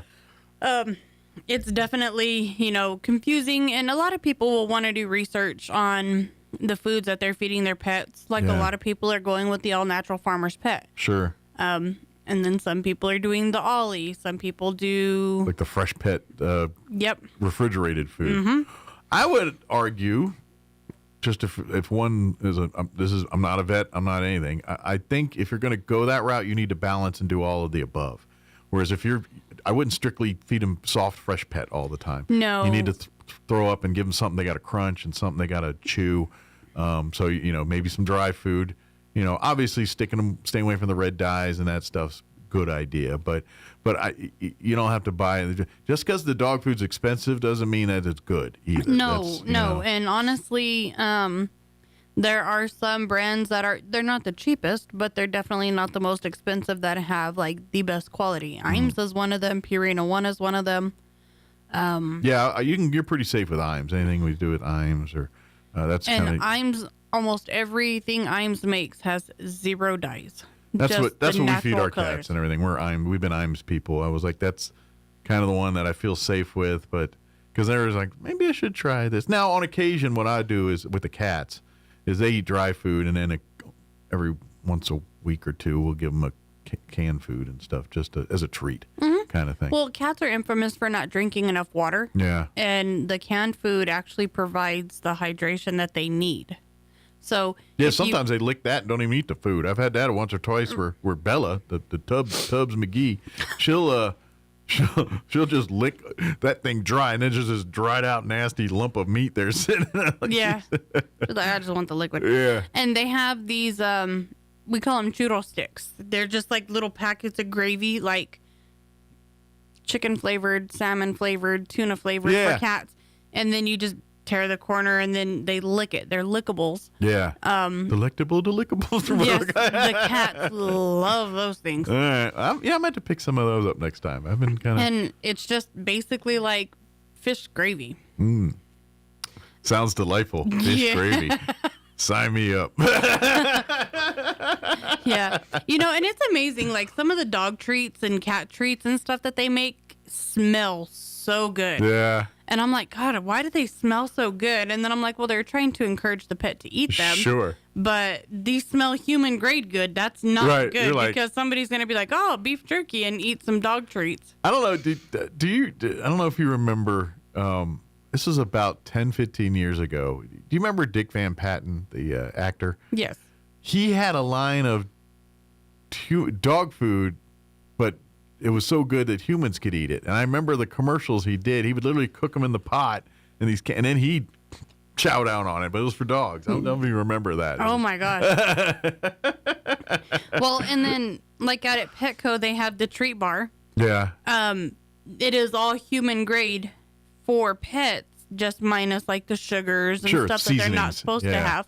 But it's human grade produced treats. And that's really what the problem is when you give your pets human food. It's I get it, you want to do it, but if you're seasoning up your foods, a lot of these seasonings are what's bad for the animals, and that's why, it's like, oh, I'll give them chicken, okay, great, but what did you do to that chicken first? Right. If it's just the meat, that's fine. But if it's got, like you said, a bunch of sugars or whatever in that, barbecue and stuff, that could be, you might pay for that later when they leave you presents all over the house, Or the emergency vet bill. Yeah, it could be bad, even worse. Because, there's a lot of foods that we, don't think, but are very toxic to animals because they don't have the capabilities of processing nightshades. Yeah. So tomatoes, grapes, onions, all of those things are very, very toxic to dogs. Yeah, that's why I know it's hard, but you try to avoid giving. And if you do, stick to the, very, like when I do it, it's always just regular turkey, and then I'll have like a smoked turkey breast that I'm chewing on, and I'll literally go into the meat part where it's not, and I'll just pull a little of that and kind of give them some of that. They're good there. But our dogs, they get boiled chicken added with their food. Yeah. So that's cooked completely separate just for them. Or if I'm doing ground beef, I'll fry it completely separate. I bought some ground turkey this past week, and they were like, I'll eat it, but it's not my favorite. This is it. I prefer the chicken. I'm more of the red meat kind of dog, but and it's just like a little additive for their food, a little bit more protein. Yeah. They get green beans. Well, and I've always, and I did some of this with my dog is, with dogs, especially big dogs with the coats and everything, putting raw egg and mix it in there and stuff because the oils are good for their skin and their coats and things. So especially if you notice dandruff issues, things like that, like a lot of times labs and stuff, you'll see that, short hair type dogs, you'll notice it more. Throwing an egg in there, like in a meal, every other meal or meal, so it's a pretty good idea. And we are in the desert, so, dander, dry skin, we have it, they have it. Oh, absolutely, yeah. I know you just see it a lot more in black dogs because, well, yeah, because better it's palate white. to see it. Right. But all dogs have it. Yeah, it's definitely, not something that a lot of people think of, but like if you're cooking them ground beef, you don't want to get them the extra lean because they need a little bit of that fat. Yeah, that's not a bad thing sometimes. Right. In natural fats like that. In small moderations, it's beneficial. It's good for humans too, by the way. But and just, again, natural fats. So by like the 90-10 or like the 85-15, because you need a little bit of those fats, the greases. One, it helps them with their digestion, keeps them from being constipated. Two, it does help their skin. It helps the oils in their hair, keeps the skin fresh. Yep. Yeah, you'll actually appreciate your dog will be softer, fluffier, more huggable. Or they could be like our boxer and have a dirt bath. I call him a chinchilla because he goes outside and fights. He has a little area that he scratches and then he lays down and he rolls in it like a chinchilla does. And I'm like, why?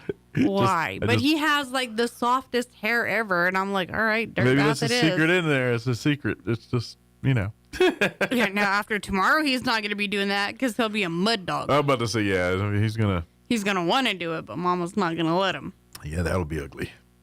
That can't be as comfortable either. So, but speaking of the pets, as far as ones looking for good homes, is there any we want to spotlight? So we do have a couple cats that still have some respiratory issues, but they're in the quarantine area. Okay. So everybody in the adoptable pet room is good to go. So we do have cats back up. Good deal. Some of the younger cats are still in the quarantine area, so. But I think the youngest that we have in the cat room is Mystic, and she's going on 5 months old. Okay, so older kitty, about a teenager. Yeah, yes. And she's super funny. Yeah. She was, dumped off outside the thrift shop, and then she came inside the thrift shop, and she was so scared of people, but she wanted the love. So we were feeding her, trying to get her to come to us. So I went and just got a squirrel trap because she was a tiny kitten at that time. And so I put the food in the squirrel trap, set it down. She walked in, trap went off, and I said, all right, we got a cat. And then when you look at her, we named her Mystic because when she looks at you, it's a mystery if she wants to love you or kill you because she always looks mean, but she's so loving. She's so sweet. But she just has that, she has that resting bee face. She does. And every picture I take of her, she looks possessed. She doesn't. Not very photogenic. No. So her picture is not on the website because every picture she looks like she's trying to like take your soul or something. Maybe a side shot with no face. But it's like she's purring and happy and loving, and then you pull the camera up and she's like, oh. And I'm like, why?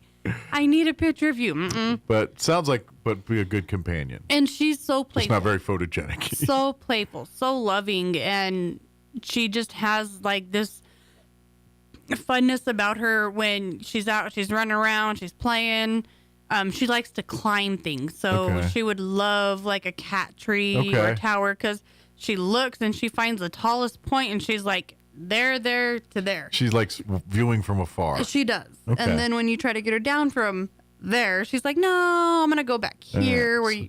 So make sure you have the tops of your refrigerator sealed up there. Otherwise, she will be living up there. Yeah, she loves high spaces. She loves to get high and climb high. Good deal. Well, I was thinking about not very photogenic, but maybe she's the next like angry cat. Like, I could see her. She could become a next oh my gosh. TikTok sensation. Yeah.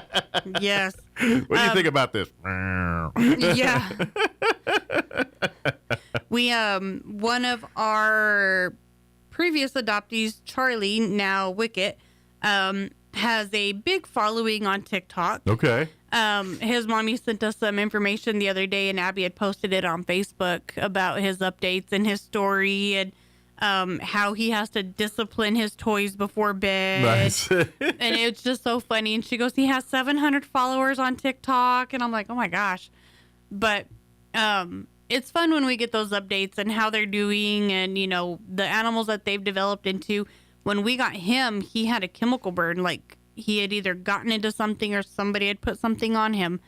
So he was under a lot of vet care for a while before he could even go up for adoption. Oh, wow. And so when he was finally getting close to the end of it, he needed to be like in a home. And I knew that they were interested in adopting him. So I let them foster him for a little bit because he needed to continue some medical care. Sure. But needs that social family. He needed, some family time and some out of the kennel time. And, we do the best we can in a shelter to take care of them. But there are some things where, they do better in a home environment. It's not home.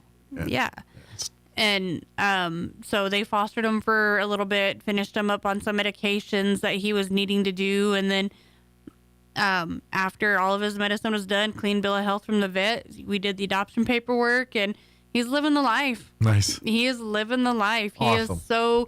He gets to go to work with his mom, and then he's just like, he barks at the treadmill when they're on the treadmill. He's like, no, that's not, I don't concur. Sometimes when you have a pet that goes through a bunch of medical stuff or traumatic thing, those end up being the best companions because of, especially if you're the one by the side, taking care of them and nurturing. Caring, yep. You're creating a bond that, that is really, really, really going to just seal the rest of that pet's life and your life with that pet. So it's just like that, Dog wise, we have a lot of dogs. We always do. We have more dogs trying to come in than go out, unfortunately. A lot of big dogs still. Okay. Eleanor finally got to go home at the beginning of the month. Good. So Eleanor went home, and she had parents for a while, but couldn't quite go be home yet. So now she's finally the home is ready to accept her. She is now home. She got to have a late Christmas, and she has her brother at home waiting for her when she got home. Good. And everything is good. So the family reunited, I guess you could say. They send us updates quite often. And then we have Leonard. Leonard is a good boy. He's like Rottweiler, lab mix, something. Okay. Just the biggest goofball ever, but he knows sit, he knows down, he knows fetch. So has some training. And he's eager to learn more. He's just like so in tune with whoever's taking him out. And that's the lab and the pit too. I mean, those dogs, you treat them well. That's what you get is they want to play, they want to interact, they want to make you happy. Mm-hmm. Nothing makes them happier to see you happy with them, about them. And we've got wonderful volunteers that have been coming, almost every day that we're open while weather's good. Yeah. And taking them out, getting them exercise, playing with them. Today's probably the last day you could do it for the next few days here. So. Yeah. Yep. Aggie, he's the Aussie mix, and he's so good. He doesn't like cats, and we know this from previous experience, but he loves other dogs. He loves to play with other dogs. He does fetch. He does retrieve. He does so much, and he has a lot of energy, but when you're able to do things like on a daily basis, like play with them for 15, 20 minutes, 30 minutes, he's not so hyper. Right. Well, that's kind of the MO with big dogs. You run it out of them, they're great. Mm-hmm. And he is mostly housebroken. But they got that ball energy. They just got to let it out. And that's why. They got the zoomies. Yeah, we all have that moment where we're like, oh, I got to do this. Yeah. And we got the. I got to frolic. Yep. We got the moment to do it. And then when the energy is gone, then we're like, okay, I'm done. Yeah. Your little chihuahuas and all that do it too. Your cats. How many times do you see your cats over the house? Yeah, same thing. Just bigger dogs break things when they do it. And, it's funny, you let them outside to go to the restroom. They do their business. And instead of doing the zoomies out there, they wait till they get in the house. Right. And they're like, yeah. And I'm like, you were just outside. Well, it was hot out there. It's cooler in here. But if you're able to, and these dogs make a great additions to your home. And they do. And if you treat them like family members, you will get rewarded tenfold with that. I guarantee that. And so come down today or maybe tomorrow. You can probably get that done today. Yeah, if the weather, if it's not, freezing ice on the roads and all of that, and it's safe for traveling, we should be open and normal business tomorrow. If they go by what they're telling us, like it's supposed to start raining at 11, and then by about 2 o'clock, it's going to be a rain-snow mix. So, till about probably 2, 3 o'clock, and then after that, it's probably going to get a little dicey. Yeah, so we'll probably, if it's, pretty rough by late afternoon, we might close up early. It's so your folks can get home. And just depending on, road conditions, because we don't want anybody getting hurt. We want everybody to be safe. Of course, then you'll see Crystal, regardless, will be out there Saturday driving back because someone's got to feed the animals and take care of them. And so, luckily, 4x4 vehicle. And a crazy husband. I would have to say I'm slightly crazier. Oh, that's true. That's hand in hand. I would have to say that I live closer than most of the other employees, but I'm still slightly a little bit crazier. Just a different kind of crazy. It's crazy in different ways, but it's all for love. It is. But either way, somebody has to be there to take care of the animals, because regardless of, whether it's... Well, this is true with the 24/7. Christmas, guess what? Someone's there feeding the pets and taking care of the needs. Easter, someone's going to be there taking care of the needs and everything. It's just, when you have living things, that's well, it's just like a hospital or a nursing home.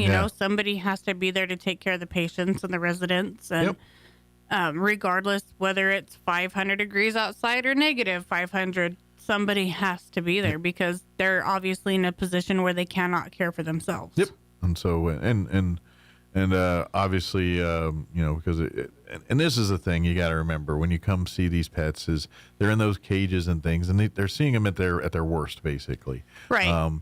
So you got to get them out of the cages, particularly the dogs. You got to have one because that's when you start seeing the personality. So expect to see, when you come see the dogs, they're going to be a little crazy. They're going to be hyper. They're going to be shy or some combination thereof. But once you bring them into that other room and sit down with them and roll around the floor with them, then you start seeing that true personality. So don't judge a book by its cover necessarily. No, sometimes. And we always tell everybody, when you see them in the kennel, they're going to react differently than they react up into the front area, into the introduction areas, or even out at the park that's next to us, or even at your home, because they don't understand why they are where they are. Yeah. It's not like we can have a conversation and say, look, this is why you're here. Yeah. Because they don't have that capability to understand us as we don't understand them. Yeah, you can't. Yeah. But we have so many dogs that adapt so well and do such great things. And, like Charlie, he didn't care that he was at the kennel. He was like, oh, you're petting me? Oh, you're loving me? Yeah. And then you have other dogs that are like, why am I here? Why are you touching me? Sure. What is that over there? And then some pets that get, quote unquote institutionalized because they're there 6 months or a year. Right. Then, that becomes their safe haven. And then so they're going to treat it differently. It's you gotta you're not seeing a true pet's personality at the shelter. The only way you're going to see that is really once you adopt them and they come home, and you'll see the quirks. You'll get a clear picture, just one-on-one time. But really, once they find their environment, become comfortable environment. Like, for instance, we adopted our Reba, our cat, here a month or so ago, and she's a great cat, love her, but she's now a little more independent. She's more like, at the shelter, she's very reliant on everybody. Clingy. She's very loving and clingy, and now still is loving and things, but she's a teenage girl on the loose. She has the attention span of a gnat, and she's like, "Ooh, pet me. Oh, never mind. I want to leave. No, I want this." She's, but now that she's in her element, comfortable, she pushes boundaries. She pushes her, and at the same time, you're seeing the full personality of the cat. It's great. I'm happy to report that her and Bella are getting along great. They are. Bella's kind of understands that this is a younger cat and kind of gives her that patience of a mama cat a little bit. They play a lot. They don't fight angry, hardly. I mean, occasionally I'll hear a hiss, but most of the time it's in a playful manner because Reba likes to pounce. Bella be just sitting there and getting attention. Next thing you know, out of midair comes Reba, just and pounces on her. And Bella's like, "Hey!" Yeah, she does those hit and runs, and then they chase each other around the house, and then they roll around. But when they get to wrestling, it's very kitty-like. Kitty-like. It's not aggressive. It's just playing, and I'm very happy. I was a little worried Bella would be standoffish, and she's actually turning a little maternal, and I thought that was kind of interesting. So. Well, and then also, it's good for Bella, because Bella needs, activities. Yes. Yeah, she's getting a little running in now and a little more exercise, and it's great. And she's used to being a second cat, and she's kind of changed her role from beta cat to now redhead of the roost because Hannah was clearly in charge before. She was first in line for everything. And Bella just knew to accept that. And so now I think she's, as being the top banana, she's kind of looking like I will be a little more magnanimous as the top banana, almost a little bit. I'm surprised. She's like, "Hey, I said nay." Yeah. And now, don't get me wrong, I've seen her put her in her place a couple times and like, all right, that's enough, and whack this. It's not out of her. But Reba kind of had it coming, just saying. She started that one. But that's wonderful about animals, is they have this, unspoken thing, like you're pushing the buttons a little too far. Yep. And so it's been an awesome experience, and the Reba's just a really cool cat. Just even more. I mean, I loved her moment one. She picked us, but now that she's climbed on your shoulders and licked your head. Now that I'm mine. Now that I'm her dad, she's kind of. Now that being said, Kim is still the one seed in the world. She doesn't spend a lot of time in my lap. She gets very squirrel when she gets in my lap, but Kim, she'll sack out there. Put a blanket in your lap. I do. Oh. But here's the thing: is Bella likes to be in my lap, but not when I have the blanket on. Like if I have the blanket just on the chair but not covering me, she'll deliberately go to the parts of me and lay on the parts that are not covered by the blanket. Huh. Yeah. That's weird. Yeah. Now, Kim's got the fur. That's part of it. Is Kim's literally a big cat. She's got this furry blanket that she lays under. And so it's like laying on mom, literally. So she has an advantage. Kim has the furry blanket. She does. Funny. It is. It's a big furry. I mean, it's nice. It's too hot for me. I'd get on the thing. I'm baking, but good for her. So. We're about out of time. If you have any questions or anything, don't hesitate to call or come by the shelter today or tomorrow. We'll be there 10 to 12, 1 to 4:30. So if you need straw, come in. Come get it, yes. Get it today rather than before it picks up tomorrow. Yeah. If you have any questions, give us a call, 575-622-8950. Thrift store is going to be open 10 to 4:30 today. Tomorrow, we're playing that stuff by ear. Open at 10 till 2 TBD the closing time. Depending on, weather and all of that. 4 at the absolute latest, but it could be 2 or 3 depending on weather and things. Yes. So. And then more than likely not happening Saturday, but we never know. We don't know what Mother Nature's going to do, so we can't Could predict. be a big fool you, and everything's sunny and just cold on Saturday. So. Yep. RoswellHumane.org is the website. Yes. You can go there and from the comfort of your warm home, take a gander at some of the pets that are available for adoption. And if you see a few, they're like, ooh, I want to take, then Monday or whenever, or Tuesday, whenever we're back open again here, depending on weather and all that, then you can come on down and meet and greet and do it. Or you can look today and maybe go to get a look today or tomorrow on some of these pets. Yeah, if you have time today, come see us. Yeah, maybe you can start locking down your vet appointments and all that to, get them spayed, neutered, chipped, whatever needs that particular animal has. So, and then while you're at the website, look into becoming a member. That's a great way to support the Humane Society. Yes, this is renewal time for this year. January's renewal. There's a membership tab on there, and then you just select to whichever membership you qualify for. If you want to do lifetime, you want to do family, senior, general. All help. It does. It all helps. It goes into the general fund of taking care of the animals that need us every day. Absolutely, and that's thanks to your donations, your membership, your shopping at the thrift store, your donations to the store. That's what keeps these pets warm and healthy until they can find their permanent home. So keep doing it. And thank you very much for doing that. So yes, thank you so much. Well, for you, stay warm, stay dry, stay clear, stay hair free, whatever. I'm sure they have like a. Y'all should just buy stock in the lint roller company because I'm sure you guys go through acres of it. So. A thing in the lobby that says no outfit is complete without dog hair. Yeah, it's true. Coming or going. So, thank you, Crystal. We'll see you next time. Yes. All right, it is closing in on 10 o'clock. That's going to do it for us. Thank you so much for allowing us to be a part of your day. Stay warm out there. We'll be back tomorrow morning with an all-new show. Obviously, whatever weather updates and everything else, we'll keep you up to date on that. You're listening to 106.5 Roswell's Talk FM, KEND, Roswell, New Mexico. Take care.